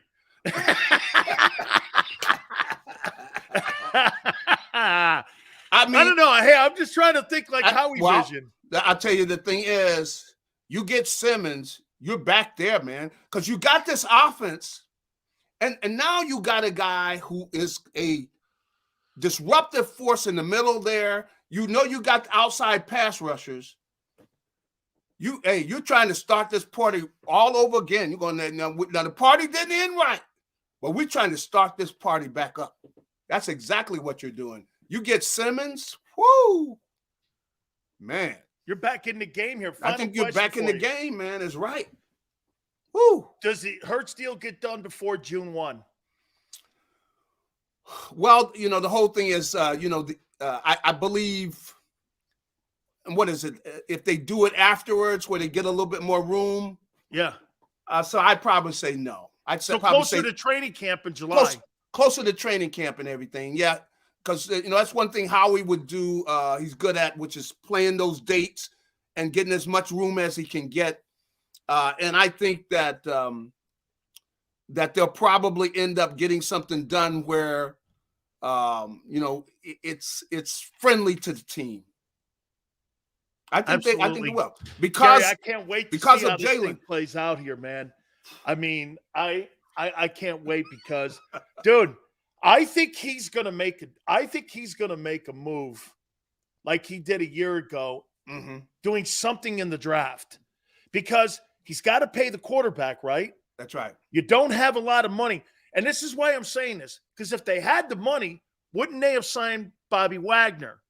You put Bobby Wagner on that team for a year or two for $7 million. Yeah. Instead, you signed a kid from Chicago who the Bears signed, the Eagle guy, TJ Edwards, to upgrade.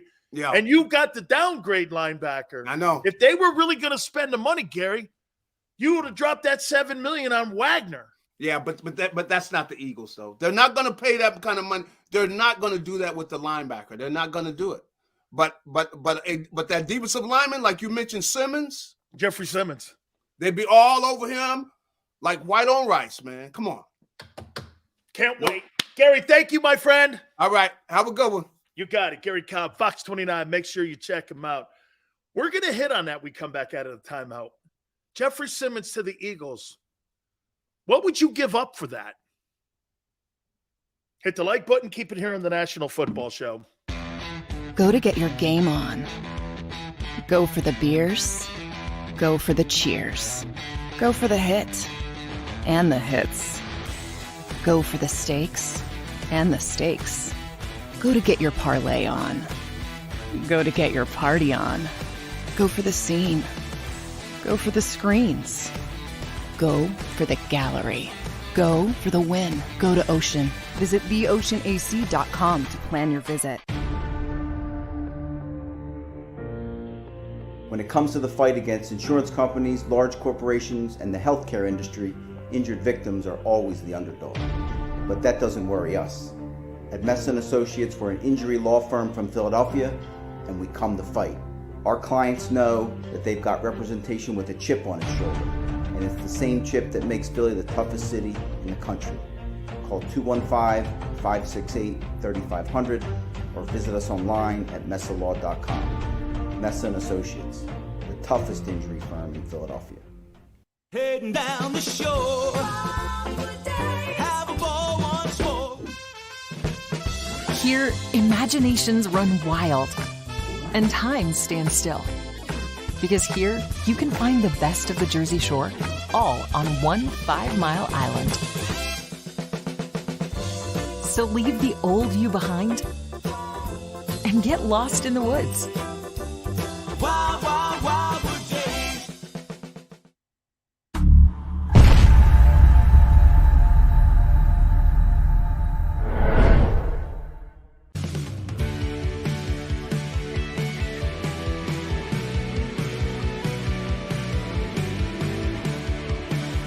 My name is Fran Sileo, and I'm a managing director here at Del Valle Insurance Group. Been in the business for over 36 years, saving people money on their insurance needs. Give us a call. Let us help you custom design an insurance plan that meets both your needs and budget.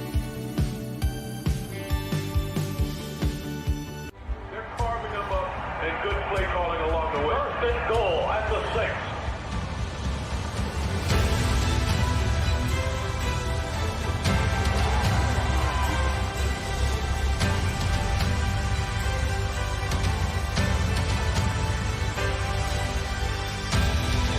On the field of life, First Trust Bank is there for you. Champions on 3. 1, 2, 3. Because Philadelphia dreams deserve a Philadelphia bank.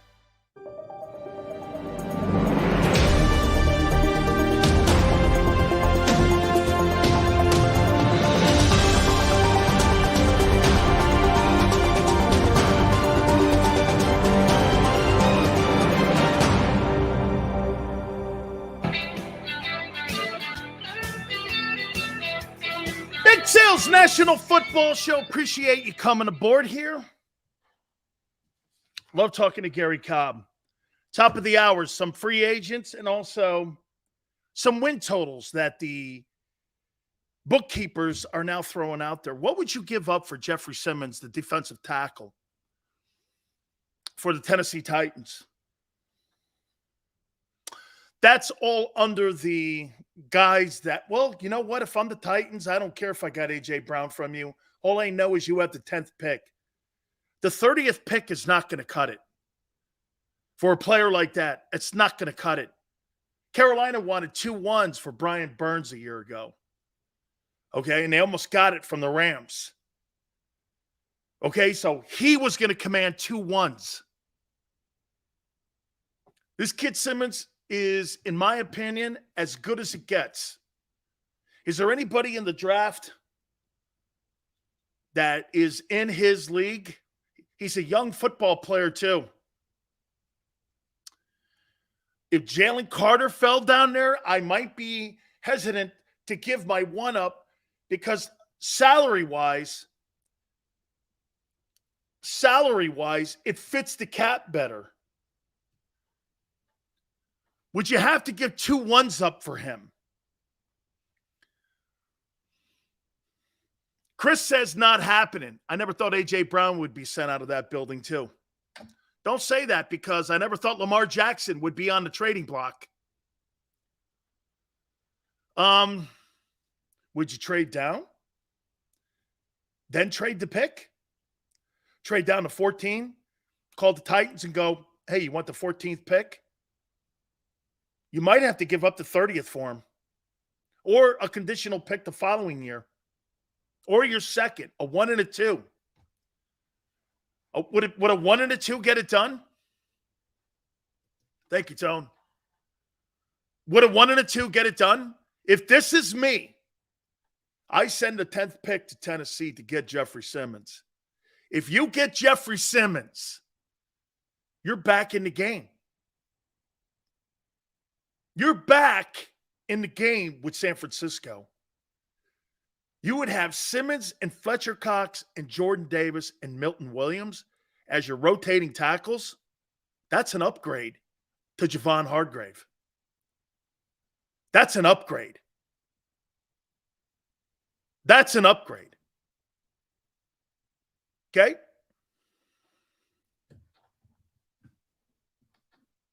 Give him the 10th pick. You want to win, right? Or what you have on defense right now is not good enough to win. It's not good enough to win.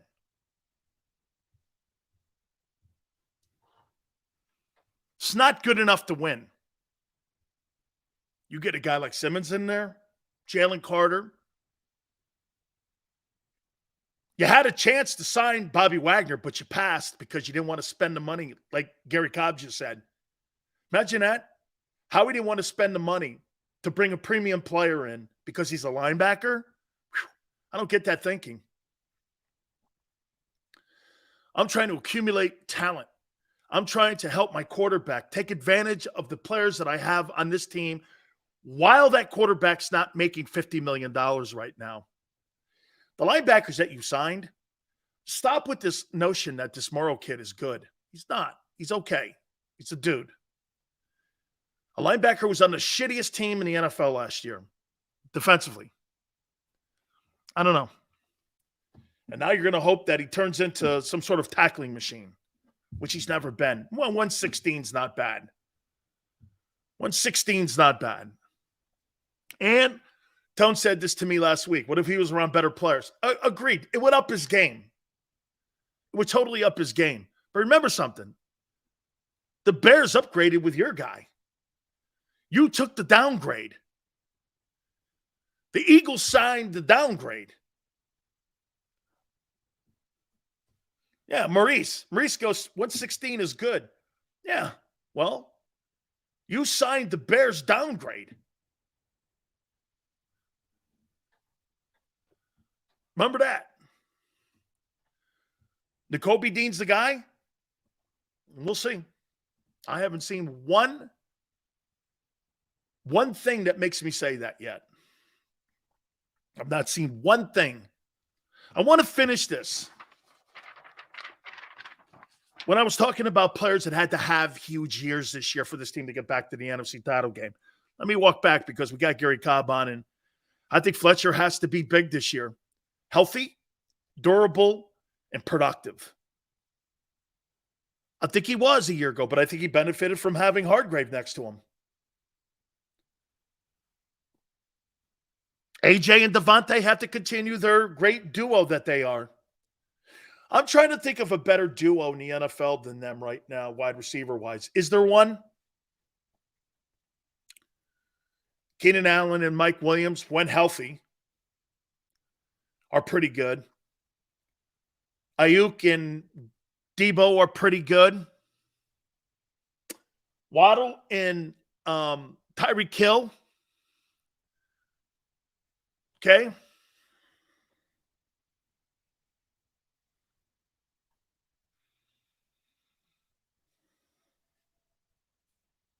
I said that Penny, I'd hope that he'd play 15 games.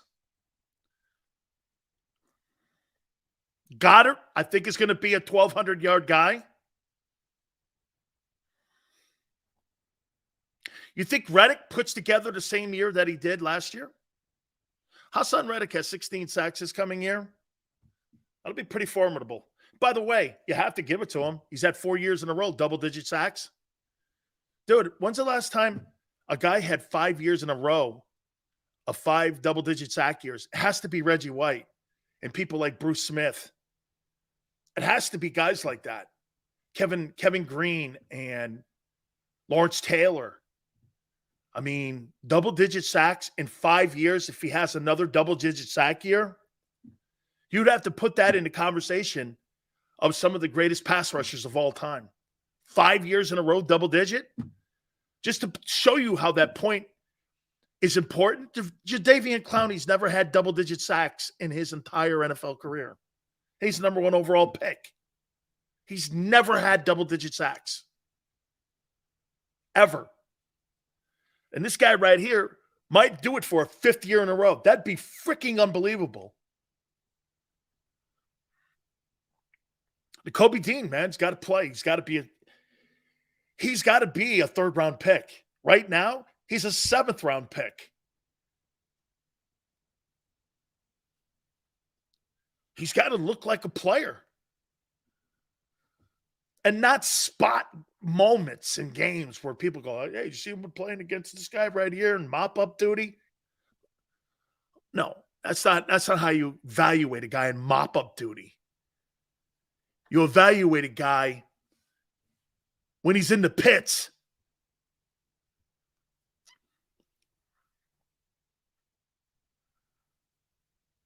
Cam Jurgens. Is he really going to move over to guard? You think that transition is going to be that good? I don't know. Jordan Davis.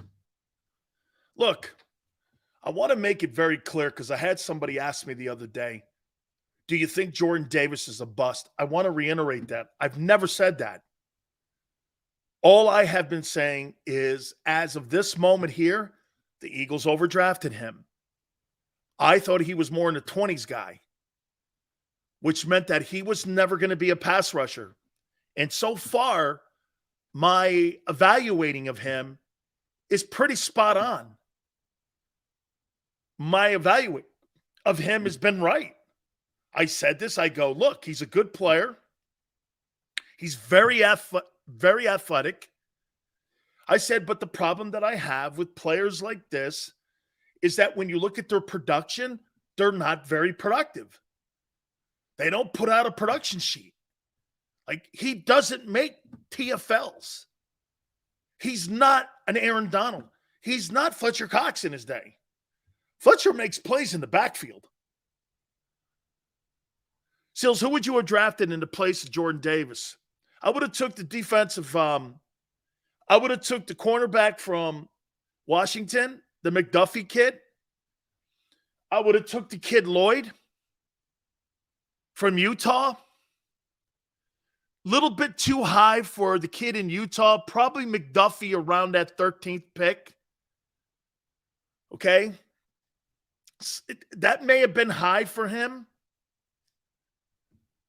Because I think the Eagles had 3 picks last year in the first round. And I would have took Davis around 22 down there.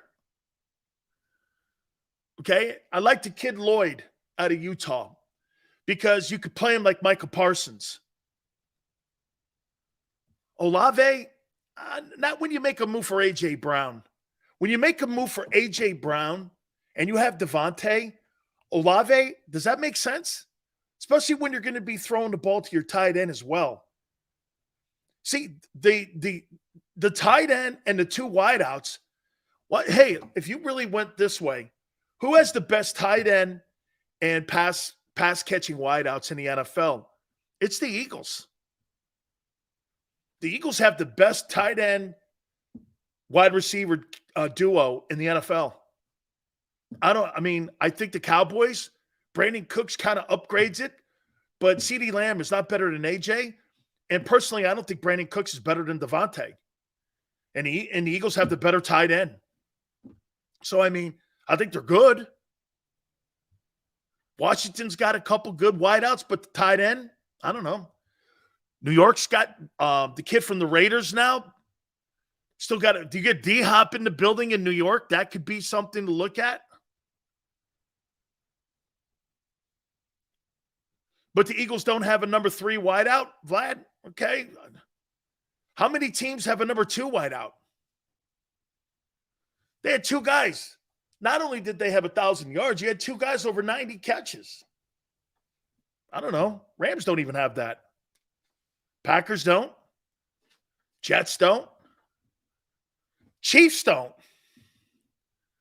Chiefs don't have that. There's more skill there's more skill in Philly than there is in Kansas City.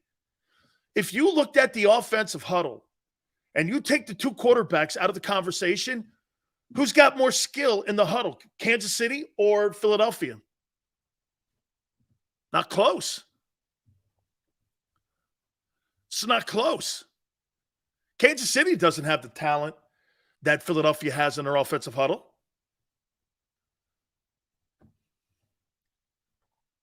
Mac Jones over Trey Lance. I guess. Whew. Dan, you still think we won't make the playoffs this year? Ray, I'm starting to come back around on that one. I think he limited the damage. I think he limited it. Still, it's the players that they've replaced and the hopeful thinking of these other guys. What keeps it there is Jordan Davis and Nakobe Dean may ball out. And if they do, that changes the game for sure. I haven't seen player production will change my opinion. Not me changing my opinion. People don't understand that. They think it's flip-flopping. How my take will change is if Jordan Davis and Nakobe Dean show up. I haven't seen it yet. I'm not a fortune teller. I talk sports. I don't have tarot cards. I don't have a Ouija board. I don't do any of that. There's a lot of people that like to put their opinion on some sort of guess that maybe this guy does this or this guy does that. That's not how I do my shows. I've never done them that way. You're good. You get better. That's, to me, being an observationist. I observe. This kid got better. Landon Dickerson has improved so much. Milton Williams improved. Josh Sweat improved. Okay? Those are guys that improved. Jason Kelsey, the more I watch the guy, I can't. You know what's crazy about Jason Kelsey? You know what's crazy? Every time I watch him, he gets better and better. What is he, 50 years old? I mean, shit, you talk about Brady playing until he's 40 or until he's 50. This guy, every time I watch Jason Kelsey play, he gets better. Just to finish up this list, I think the corners have to play great again like they did a year ago as a tandem. Can you imagine this if you're the Philadelphia Eagles? I'm going to show you something that's insane. The Eagles have the two best tackle tandems offensively. They have potentially the two best, along with Miami, wide receiver tandems. Clearly in the NFC, they have the best tandem wide receivers. And they may have the best corners tandem. So you get the two best offensive tackle tandems, the two best wide receiver tandems, and potentially the two best corner tandems in the NFC. That's getting it done. That's getting it done. That's getting it done. Trading up for Jordan Davis, I know. I'm just, again, you're hoping he plays and plays up to that 13th pick. All right. Some potential free agents that are going to be out there. Also, win totals. Also want to reset. Please hit the like button. Hour number 3. Keep it here on the National Football Show. Go to get your game on. Go for the beers. Go for the cheers. Go for the hit and the hits. Go for the stakes and the stakes. Go to get your parlay on. Go to get your party on. Go for the scene. Go for the screens. Go for the gallery. Go for the win. Go to Ocean. Visit theoceanac.com to plan your visit. When it comes to the fight against insurance companies, large corporations, and the healthcare industry, injured victims are always the underdog. But that doesn't worry us. At Messon Associates, we're an injury law firm from Philadelphia, and we come to fight. Our clients know that they've got representation with a chip on its shoulder, and it's the same chip that makes Philly the toughest city in the country. Call 215-568-3500 or visit us online at messalaw.com. Messon Associates, the toughest injury firm in Philadelphia. Heading down the shore, have a ball once more. Here, imaginations run wild and time stands still. Because here, you can find the best of the Jersey Shore, all on one 5-mile island. So leave the old you behind and get lost in the woods. Wild, wild, wild wood days.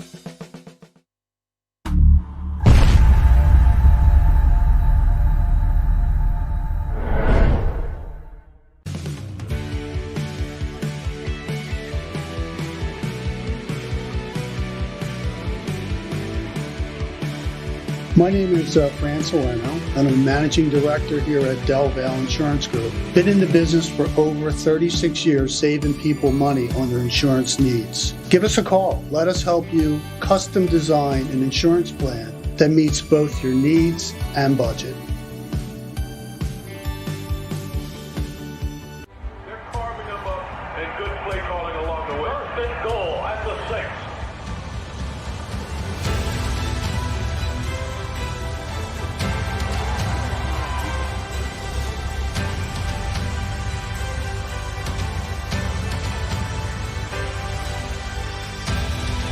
On the field of life, First Trust Bank is there for you Champions on 3. 1, 2, 3. because Philadelphia dreams deserve a Philadelphia bank.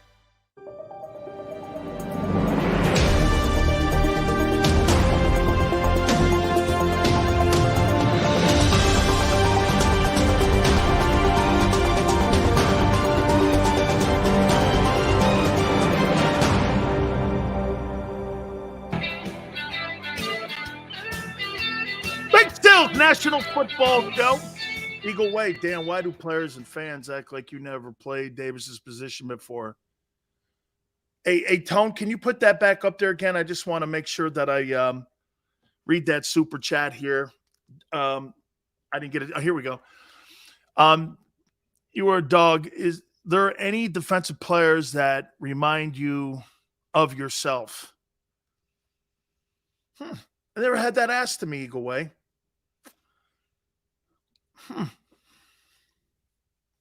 If I had to compare myself on how I'd like to play, it would have to be Steve McMichael. You guys remember that player? It would be like Steve McMichael. Remember the old Chicago Bear guy? Kind of like that. You know, there were other great players on your team. You were productive. You put a lot of numbers up. But the Hamptons and the Singletaries and the other guys, it was kind of probably like Steve McMichael, like Mongo, like that. Probably it would be like Manny Fernandez of the old Miami Dolphins. Manny Fernandez actually said, because we used to share the Orange Bowl with the Dolphins, and he used to come and watch me play. And by the way, I posted it before. Manny Fernandez always said that I reminded him of how he played. And I always thought that was a tremendous honor because I thought Manny Fernandez was a heck of a ball player with the Dolphins. He played on that no-name defense. And I posted that. He's friends of mine on Facebook. I think he went to University of Utah. And it was kind of like those two guys to me, you know, a little bit of Joe Klecko, big, strong dude. Joe could play. Joe was a multiple guy. I couldn't play end like he could. But Joe was maybe a little taller than me. Okay, I think he was 6'3.5". So he was a little taller than me. Yeah, those were back in the Bonacani days. Those guys. So yeah. If I've never had that asked to me. Yeah, Steve McMichael and probably Manny Fernandez. Some of you guys are going, who the hell are those dudes? Appreciate you guys coming aboard. Final hour of the program. All right. Real quick. I got to do this, guys. I haven't done it yet. I want to give kudos to the University of Miami for making it to the Final Four. I got to tell you guys a quick story before we move on to some football news here in the final hour. You ready? So in 1985, they decided to start the basketball program. By the way, we're going to have Rick Barry on tomorrow. We're going to talk to him about Joel Embiid's chances of winning the MVP and also, too, a little bit on the Final Four. Rick played at the University of Miami, and they stopped the program for like 20 years. I never realized this, but when I was at UM, we only had baseball and football. We had track and field, but it wasn't funded a lot. We only had 2 programs, and it just so happens both those programs won national championships. I think the baseball program under Ron Frazier had 3 titles, and then we would go on and win 5. But the basketball was not around. All of a sudden, they decided to start this thing up. It was JFK Day, November 22nd, I think, either the 22nd or the 26th. In 1985, they started the program. And we were like, Ron, and what was the guy's name? Bill Foster. He used to coach Virginia Tech. He gets the job. We were so friendly to those guys. Yeah, what's his name? Al Horford's dad. Al Horford's father, what was his name? He first went to the University of Houston, I think LSU, and then he transferred to Miami. But Al Horford's dad came to Miami, and he was like the very first like big-time recruit they ever got. Tito Holford, that's it. It was Tito. Thank you. William? Whoa. It was Tito Holford. And this guy was a great basketball player. And I became friends with Tito. My friend on that team was Kevin Presto. He was a point guard. Man, they used to play in a place called the Knight Center in downtown Miami. Like, this is where you put on plays and Shakespeare shit. And it must have seated about 5,000 people. And they played basketball games in there. It was so terrible. We had no facilities, football. Get this. When we wanted to get ready to, say we wanted to play against West Virginia, we didn't have a turf field. So you know what Ron Frazier would let us do? Ron Frazier would let the football program practice in the outfield. And so we practiced for a night in the outfield, and we'd go play, like the Gators had turf or wherever AstroTurf was. We didn't have a lot of money. The school never wanted to put money into the football program because they didn't like our image. They thought we were too ghetto, as we were told. Tad Foote didn't like our football program because Big Sills was one of the guys who did everything in his power to push the outlaw image, and I did, and I liked it, and I wanted it. So did Jerome. But the school hated it. They hated us. I think, personally, they hated the black kids from the inner city because they don't really recruit. And they're getting back to it now with Mario, but they just don't recruit where they need to. Overtown, Liberty City, Belglades. That's where all the football players are. You know why? There's no out. You see the difference with today's kids and the kids that I played with? You were either going to be killed, in jail, or you were going to make it in the NFL. No other, or maybe go to the Army. That's it. That's it. I mean, I played with drug dealers. I played with guys who carried guns. And get this, it was a commonplace. I played with guys who played ball in the day and sold drugs at night. No names, but it's true. Luther Campbell, to this day, is one of the most important people in my life. Uncle Luke. Uncle Luke used to take care of Big Sills. Still does. I love Luther Campbell. Anytime Luther Campbell asks me for something, I'm there for him. I'll always be there for Luther Campbell. One of the coolest and greatest guys I've ever been around. Funny, my friends would all go, this guy's getting arrested. He's saying all those nasty words, and you're running security for him when he's doing a concert in Overtown in Liberty City. And I'm like, yeah, that shit, I welcome that stuff. I never ran from that. But see, our school's in the middle of White Guy University, and that's Coral Gables. I mean, the only black folks that are in Coral Gables were on the football team. That guy's running around. Dude, Coral Gables is a wealthy, affluent area, and they hate it. Well, they didn't really hate us, but they were nervous of us. They were nervous. And the president of the university, Tad Foote, hated us. That's why when they got the basketball program going, they were a little nervous. Are we going to be an institution for higher learning, or are we going to be a sports program? Well, people go to Miami and know Miami because of what the football team did, not because of some guy sitting with a protractor or some guy at some lab or some guy doing something at a giving speeches somewhere. You're known at the university. Why? Because of the football team. You're not known Nobody knows who the University of Miami is because you got the best debate team on the planet. Okay? UM's a great university. It is. I enjoyed myself. I loved going to school at the University of Miami. I'll always be a Hurricane. Always be a Hurricane. Seal still makes people nervous. Joseph, you don't know what an understatement that is today. Okay?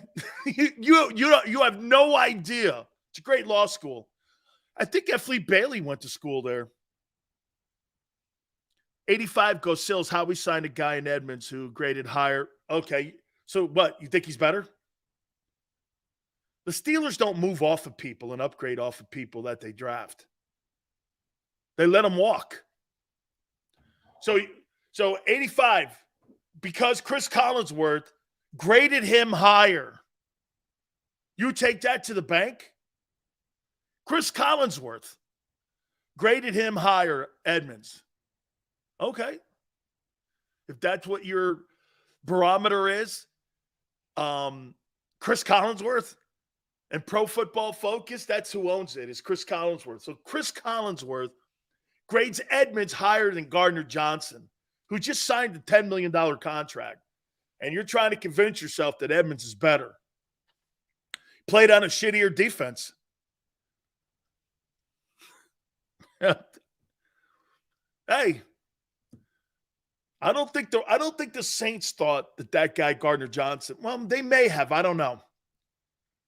They may have. You can't be mad at a $600K deal. No, I'm not. But it's dollar store shopping. 85. It's dollar store shopping. Linebacker, Edmonds, Penny. These are all valued pickups. And in my opinion, filling a roster. They don't have enough guys to go to camp right now. They need 90 guys. They don't even have a linebacking core. Just dudes. 85. Think about this. You signed the Bears downgrade.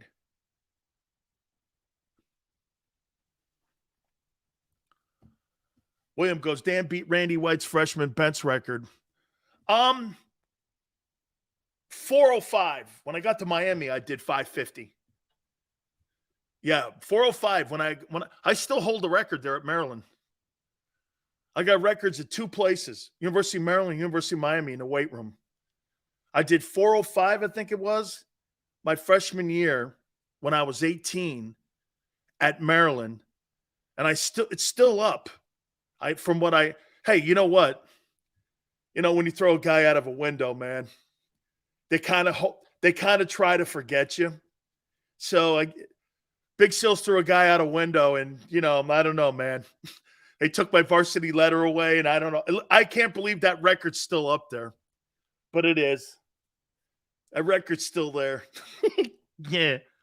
It was a first story window, and it had a snowbank. It sounds tougher than it is. It's not really all that tough. Okay, it sounds tougher. Oh, I told you the story. My grandmother went in with Bobby Ross, and they're crying. Oh my God, his college. Yeah, man. Called them down there. Damn, Sills crazy. Yeah.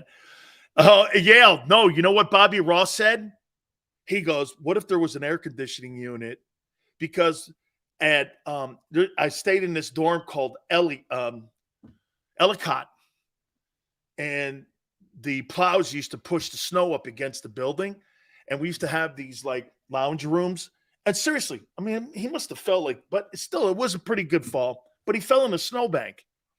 And Ross goes, well, what if he fell in an air conditioning unit and killed himself? That's what the problem was. Yeah.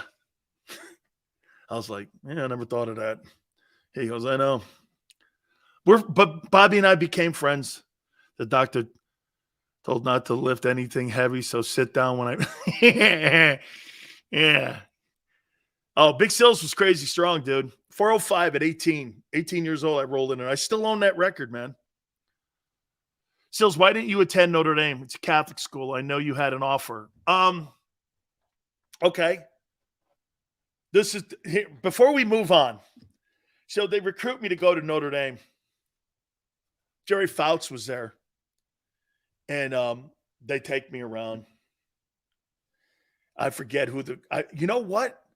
Who was the coach of Wisconsin? Was it Barry Alvarez? Barry Alvarez was the D coordinator, I think, at Notre Dame. I think it was Barry Alvarez. Foge was at Pitt. I think it was Barry Alvarez. And Barry Alvarez, Evan. Oh man. Hey, Barry Alvarez took me around and they were like, I was like this. Hey, where are the women? And he goes, they go to St. Mary's. I'm like, what? I go, Notre Dame doesn't have chicks going to school here? He goes, they go to St. Mary's right across the way here. And I went, so hang on here. Notre Dame doesn't have women. And you want Big Sills to go to Notre Dame? No women, no Big Sills. They're right there at St. Mary's. And I'm like, well, I got back to my nuns and sisters and my coach, Joe Anslone. Did you actually tell the Father Harrigan guy who's like the AD, he's a priest, that no chicks, no Dan? I went, I think I did. Wow, did I get in trouble for that?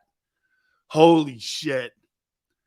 I got in huge, oh my God. They're like, you told a priest, no chicks, no Dan. I went, yeah.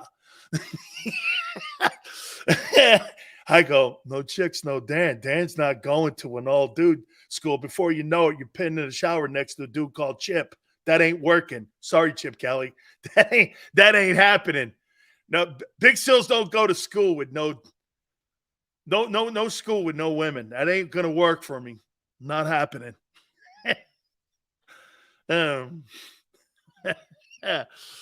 Oh. When Jimmy was on, now you understand why Jimmy Johnson said I was a handful. Oh, God.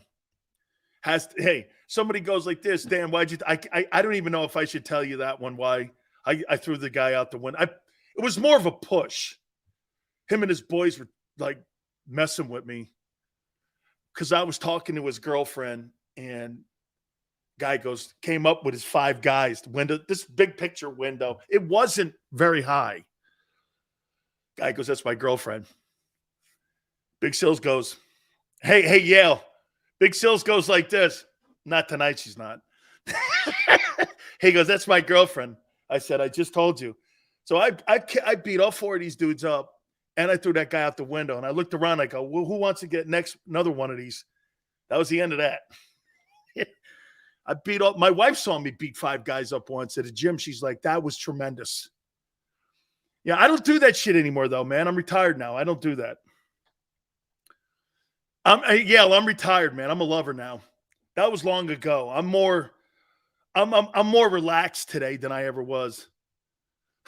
All right, let's get into this. I want to throw these out here. This is the win totals. This is the win totals that Vegas has and Atlantic City for the upcoming season. Who do you think the bettors have? Who do you think the bettors have? As a team that will win the most games this coming year. What 2 teams are Atlantic City and Vegas saying will win the most games?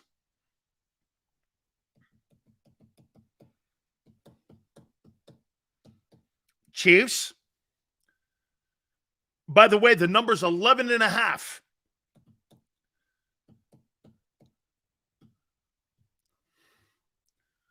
Eagles will win 17. Chiefs. One other team. AFC. AFC team.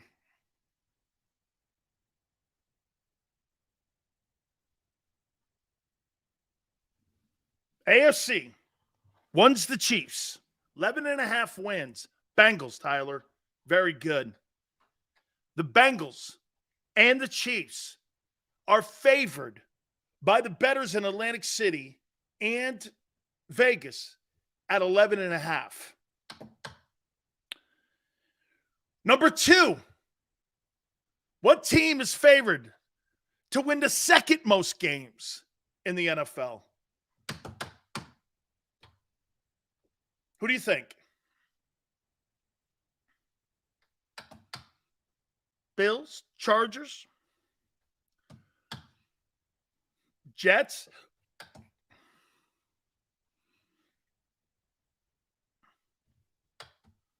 Nope, not the Bills, not the Jets.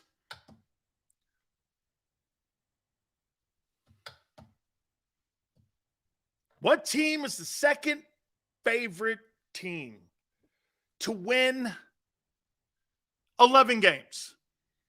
Miami? Nope. The San Francisco 49ers are the second favorite team. And they would play in the Super Bowl because Bengals and Chiefs, AFC teams, are favored at 11.5. They're saying there's your 2 AFC championship teams as of right now, Bengals and Chiefs. I like it. Tied for third.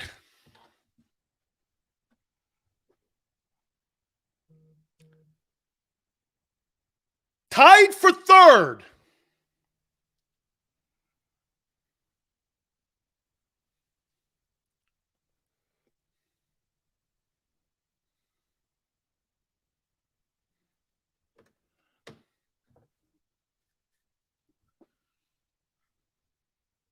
Bills and Eagles. So, this is what the bettors are saying as of right now. They're saying your conference championship games on March 27th are Bengals and Chiefs and 49ers and Eagles again. That's who they have favored to get back to the conference title games. Same conference opponents as this past season. Okay? I do think the Bills need work. I think the Bills need work in the second. Yeah, I'll tell you where I think the Bills need work. I'll tell you what. 1, 2, 3, 4, 5, 6, 7, 8. These are 8 teams here. After that, the Jags are the 4th rated team, and they're expected or predicted to win 10. Cowboys and Lions are projected to win 9.5. So the Lions, in my opinion, are going to be the movers. Let's do this here. Let's go up the list because I think these 8 teams, any one of these teams can win a Super Bowl this year. Look at the Lions. Dan Campbell has turned out to be a heck of a coach. My opinion, I think Dan Campbell, Chris Spielman and all them guys there, I think they're turning the corner in this organization. Jameson Williams, I think, is going to be a fabulous football player. I think they're going to be able to run the ball. Jared Goff is playing great ball. I'm a big fan of this Lions team. I think they're adding components. I think they'll go defense again in the draft. Remember pre-draft and after the draft with free agent signings, too early to predict. Actually, Sydney, they were trades.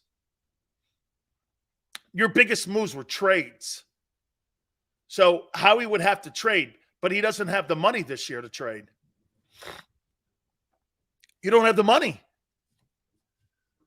You got to take care of Jalen Hurts and your draft. You don't have money for free agents. That's why the signings have been so dollar store type signings. Nobody was big money. I mean, when you passed on Bobby Wagner, that's all you needed to know. It was a need position. You had to have a need position. And guess what?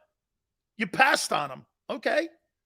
You'd rather pay for the Bears downgrade than for Bobby Wagner. That's all you need to know in a nutshell. Yeah, like Gail just said, these were all value signs, filling a need, not massive upgrades anywhere Edmonds is not a better player than Gardner Johnson. And quite frankly, when people go like this other guy here is a better tackler, and that defensive scheme they were in, they were asked to play center field. Nobody was asked to be a press corner. Nobody was asked to get in someone's face and be man coverage. You were told to be in a zone. Keep everything underneath. Don't get exposed on the plus 25. That was the philosophy of your coordinator a year ago. You resemble what your coordinator coaches you to do inside the scheme. That's why you can't have it both ways. I don't know what Sean Desai is going to do. Well, we knew what Jonathan Gannon did. He was afraid of plus 25. That's why the elite quarterbacks torched you for 80% completion percentage, 75% completion percentage, hung 40 on you, like Dak Prescott did, because those defensive backs are overpaid. Well, the defensive backs in the Eagle system of a year ago were overpaid because they were never asked to press coverage. And when they had to press coverage in the Super Bowl, Andy Reid and Mahomes ran circles around them, trying to pass off wide receivers in the Super Bowl when they hadn't done that shit all year. They got into the Super Bowl and they were trying to pass receivers off. They ran circles around them. Those guys, you got two corners that you're paying north of $14 million a piece that played center field a year ago. They're not man cover guys. That's why Detroit moved Darius Slay. He's not a man cover dude. He never has been. Never will be. Can't play man. Every time he plays man, he gets killed. Playing center field all day. That's why when you look at them not being great tacklers, how could you be a great tackler when you're 25 yards down the field? Great tackler. So the kid Edmonds had to have better numbers because people were running through, and I never got this because you got Hayward in that D-line. They were running through the Steeler line. He put up bigger tackling numbers because the secondary was making all the plays because they were getting destroyed. They got killed on the run. The Steelers have been atrocious on the run the last 2 years. I mean, so you got to look at what happened. Same thing with the Bears. The guy had 116 tackles. Yeah, you know why? He's tackling from behind. He's chasing them down the field. You're making a tackle 10, 15 yards down the field. Is that a quality tackle? Really? Quality tackle is at the line of scrimmage filling holes, stopping the run. That's where you get them Levon Kirkland dudes that blow holes up like that. Those are linebackers you want. You want linebackers like Seth Joyner blowing a play up. Okay? Don't agree they played center field because of John. I just said that, Chris. Chris, I said that. They got paid for playing center field. But when Slay had to be a press cover guy in Detroit, because that's what they play in New England, and Matt Patricia got brought into Detroit to put that man coverage in, Slay couldn't play it. That's why they made the deal. Slay was asked to play center field. He did a fantastic job of it. That's not a $15 million corner, though. Guys who can't play man coverage, I don't know. Not one of the corners that the Eagles have is Sauce Gardner or Stephon Gilmore in his prime. Shit, Jalen Ramsey in his prime. Those guys were prime time. Who was the dude, too, that played up in New England forever?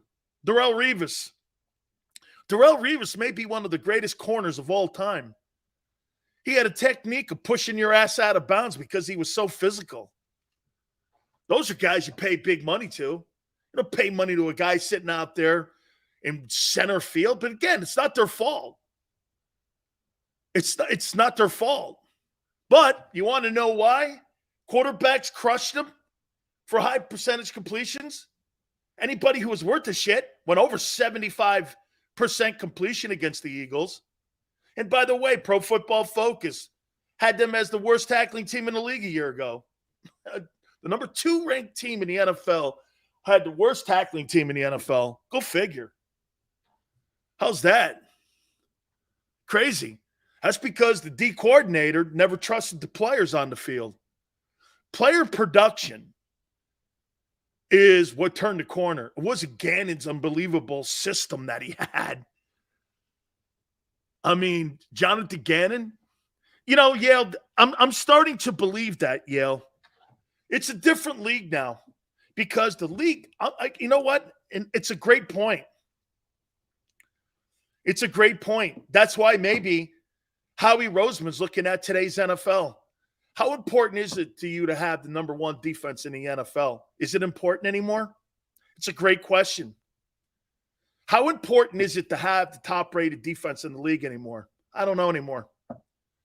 Because if the league keeps changing the rules and keeps changing the way you can hit a quarterback, you can hit a receiver, you can make tackles down the field, what they're telling you over, can you name me one change in the rule book that favored the defensive player?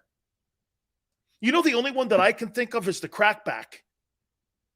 That's the only change that I can think of that the NFL Rules Committee helped out the defender was that it was the crackback play. Crackbacks and I think running picks, I think are the only 2 things that I can think of. You can't run picks, and it's a dangerous play when you run receivers cross like this because players slam into one another and you're talking about really injuring guys. You can run a guy into a bad play. Okay? So, but most of these rule changes have been for the offense. Can't hit defenseless receiver. What is that? They have made more subjective calls for the offensive players. You don't even know what a sack is.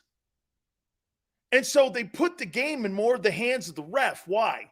So the league can control the game. The more control the ref has of the game, the more control the league has of it. So they can legislate it. Well, now they're talking at the owner meetings right now. They're talking about lightening up on hits on the quarterback. Why would you do that? Lighten up on those hits on them wideouts. The quarterbacks, I don't want to see Case Keenum versus Chase Daniels in a Super Bowl. That's my biggest fear. I don't want to see that. I want to see Mahomes and Hurts. I don't want to see Gardner Minshew, and I don't want to see Chase Daniels in a Super Bowl ever. I don't want to see backup quarterbacks. Okay? I want to see the marquee guys, the reason you're paying people $50 million. I'm all right with protecting them guys now because they're the face of the league. They make money for D tackles. Okay? They make money for D tackles and offensive linemen, those quarterbacks. They're dragging the rest of the positions along with them. Okay? But legislate those wideouts, but they don't. So maybe today's defensive guys, maybe you have to play like Gannon. Jonathan Gannon got the head coaching job in Arizona for a reason. And you know what that is? Maybe because he came up with a defense that said this: hey, just keep everything in front. You have a quality offense and a really good offense. This league's about offense. It's not about defense. Being a second-ranked defense in the NFL, hey, watch this. You guys had 70-plus sacks, right? Didn't matter. Couldn't get to Mahomes.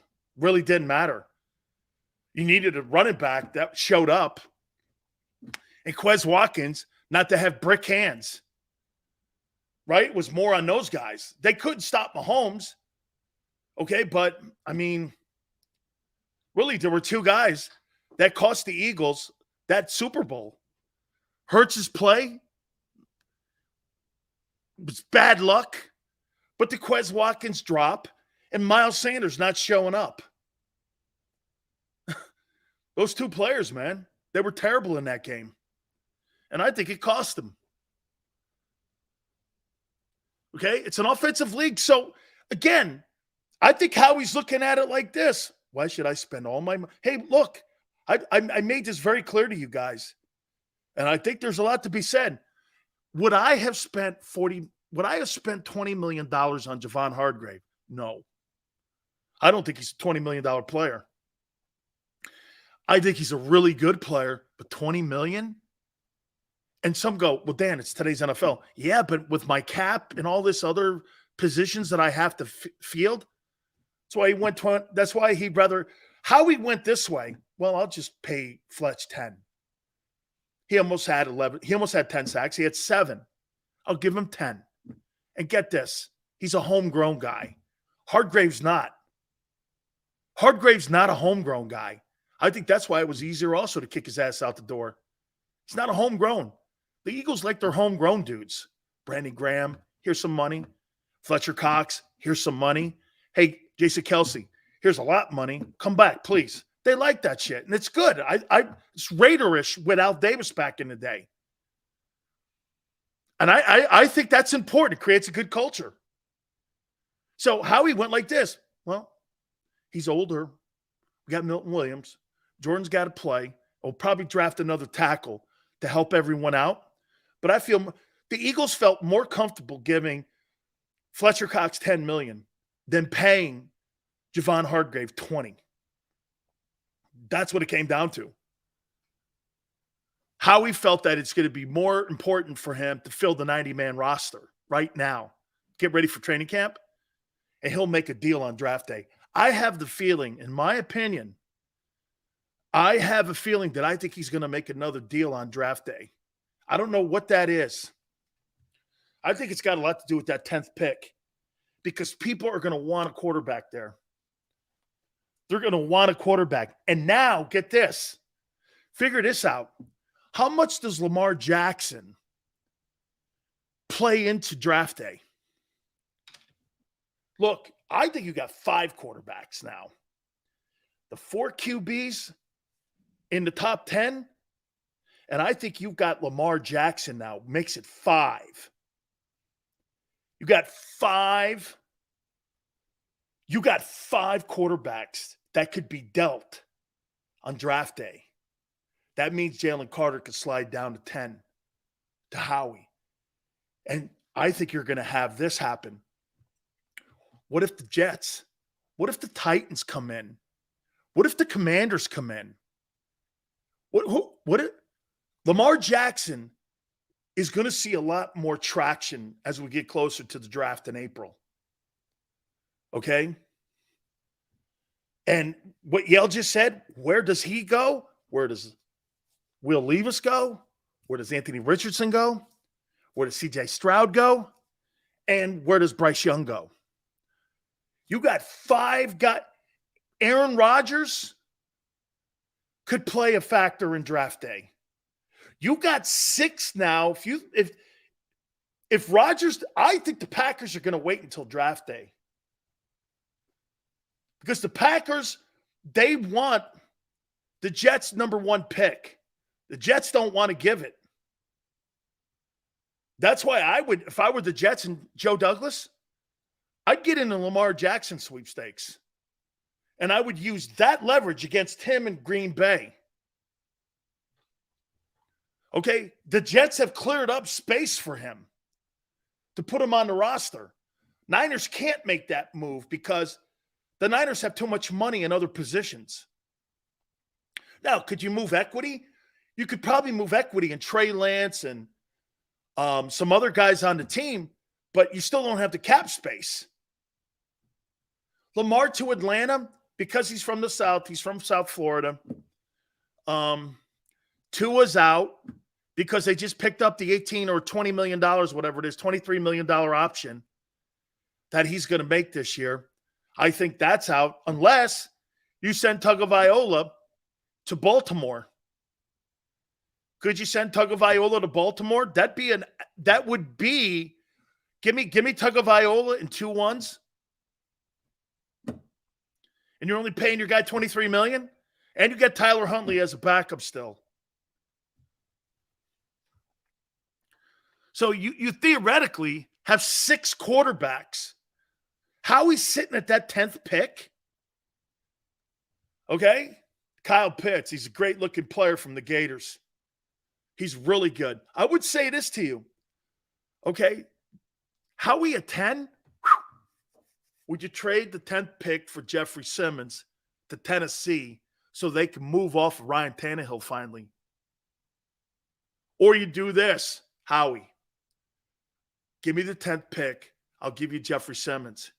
Then what you do with Baltimore, you have 2 1s. And you could send them to Baltimore. The 2 1s, and you're under the cap. You're going to have to let loose Derrick Henry, though. This guy Simmons, man, he's the dude. I'm telling you, man. If you put Jeffrey Simmons on that Philadelphia Eagles D-line, man, that'd be some unit. Fletcher Cox, Jeffrey Simmons, Jordan Davis, maybe Jalen Carter. No, because you'd get the 10 up. Simmons, Cox, Davis, Williams is your inside tackles. You're young, you're experienced, and you got a transition plan in order. Jeffrey Simmons becomes Fletcher Cox next year, and you restructure that contract, and you're hoping Davis plays big. And then you got Jeffrey Simmons and Jordan Davis as your 2 defensive tackles. I don't know about production, but I tell you this, getting off the bus would look awful impressive with Jordan Mailata, Jordan Davis, and Jeffrey Simmons. That'd be some horses coming at you, man. Lane Johnson, Landon Dickerson. Dude, you need one of them big old turbo jets to move that team around. That's a lot of beef. That's a lot of beef, man. The C-190s or whatever the hell their things are called, man. Them cargo planes. How are the Eagles getting to Dallas? Yeah, they're on one of those big C-190s, man. Yeah, they get off the boat and these Universal soldiers walk off. That's some big dudes, man, on that football team. Simmons is friendly with AJ. Again, hey, AJ likes to bark at Tennessee. Have him start barking at Simmons. Come on over, man. Tennessee wants to get rid of that guy, and they're floating out Derrick Henry. Holy shit. If I'm Mike Vrabel, I want out. Time to move on, dog. Or get this. Either Mike Vrabel moves on or they'll move him on. All right, let me hit a timeout here. Hit the like button. Keep it here on the National Football Show. Go to get your game on. Go for the beers. Go for the cheers. Go for the hit and the hits. Go for the stakes and the stakes. Go to get your parlay on. Go to get your party on. Go for the scene. Go for the screens. Go for the gallery. Go for the win. Go to Ocean. Visit theoceanac.com to plan your visit. When it comes to the fight against insurance companies, large corporations, and the healthcare industry, injured victims are always the underdog. But that doesn't worry us. At Messon Associates, we're an injury law firm from Philadelphia, and we come to fight. Our clients know that they've got representation with a chip on its shoulder, and it's the same chip that makes Philly the toughest city in the country. Call 215-568-3500 or visit us online at messalaw.com. Messon Associates, the toughest injury firm in Philadelphia. Heading down the shore, have a ball once more. Here, imaginations run wild and time stands still. Because here, you can find the best of the Jersey Shore, all on one 5-mile island. So leave the old you behind and get lost in the woods. Wild, wild, wild wood days.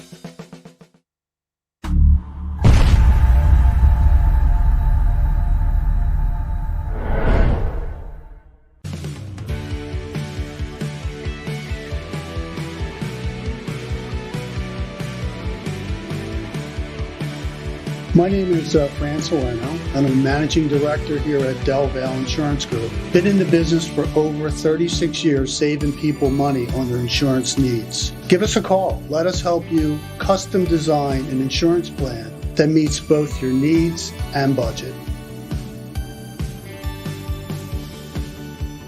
They're carving them up and good play calling along the way. First and goal at the 6.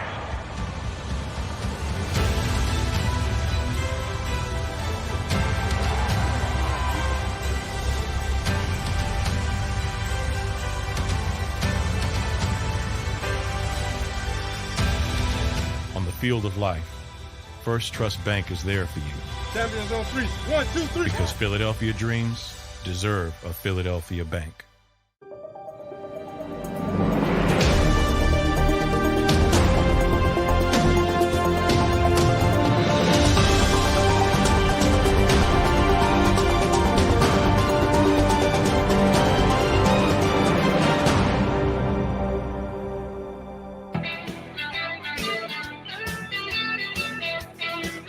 Rick Silks, National Football Show. Seth Joyner is going to join us tomorrow. We'll talk a little football with him. Every time he gets Seth Joyner on, Seth puts like a class on. So we're going to have Seth Joyner tomorrow with us. Also, too, I do believe Rick Barry's going to join us. We'll ask him about he's not a Doc Rivers guy. He's not a Doc Rivers guy, to say the least. So, I mean, not a fan of Doc Rivers. Real quick here. I do think the Cowboys have made the biggest increase in improvement in the NFC East.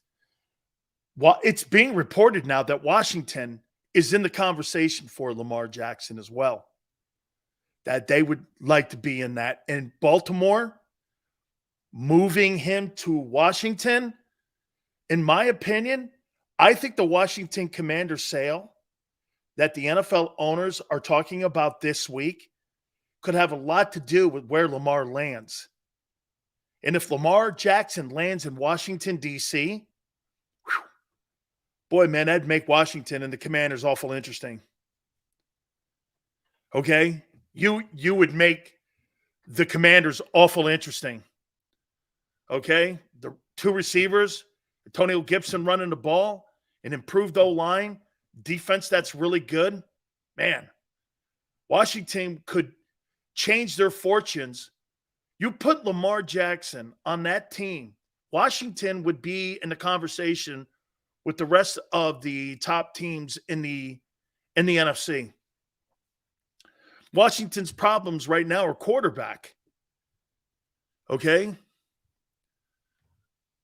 I think you put him on that team, Washington's the favorite to win the NFC East because they got a better defense than Philly. It's not close. Wide receiver, still Philly has the better offense. Philly would have the better offense, but it wouldn't be dramatic. Washington would have by far the better defense. Okay? They would have the better defense. Washington has a history of giving up their franchise's future for injury-prone quarterbacks. Hey, don't think that Jalen's not going to go down that list. He's been hurt the last 2 years. He's missed games too. And that only is going to get worse. Making it sound like your guy don't miss games. He does too. Miss significant games. The Eagles have a good run at getting, and he makes the Pro Bowl. Hey, Maurice, if they get Jeffrey Simmons, in my opinion, man, wow. That puts them in the conversation then with Washington's defense. Even though the linebackers in the safety position still would be a problem for me. Snyder's not complying with getting kicked out. I think, you know what? They don't have enough votes to vote him out now, so he's got to sell it. And you want to know how much balls this guy Daniel Snyder has? He's been asked to go testify in Washington. You know what he tells them? No. No. Trade scenario. Miguel. Thank you, Miguel. That's really dope of you. Eagles trade the 10th pick to Tampa and get the 19th. Devin White and the Bucks pick up a majority of the contract, plus next year's second rounder gives Tampa a shot to trade up twice for our quarterback. Thoughts? Trade scenario. Eagles trade the 10th pick to Tampa and get the 19th and Devin White and still have the 30th. Right, Miguel? And still have the 30th, Miguel? So you would have the 19th Devin White and the 30th pick. Bucks pick up the majority of the contract of White, would they? During salary cap hell right now, plus next year's second, gives Tampa a shot to trade up twice for a quarterback. Fundamentally, it's good because the Eagles could address 3 players in the first round here. You could get White, the 19th pick, could get the kid Branch from Bama, a safety, and a tackle down at 30. Offensive or defensive tackle. Down at 30. You would address 3 players with premium moves.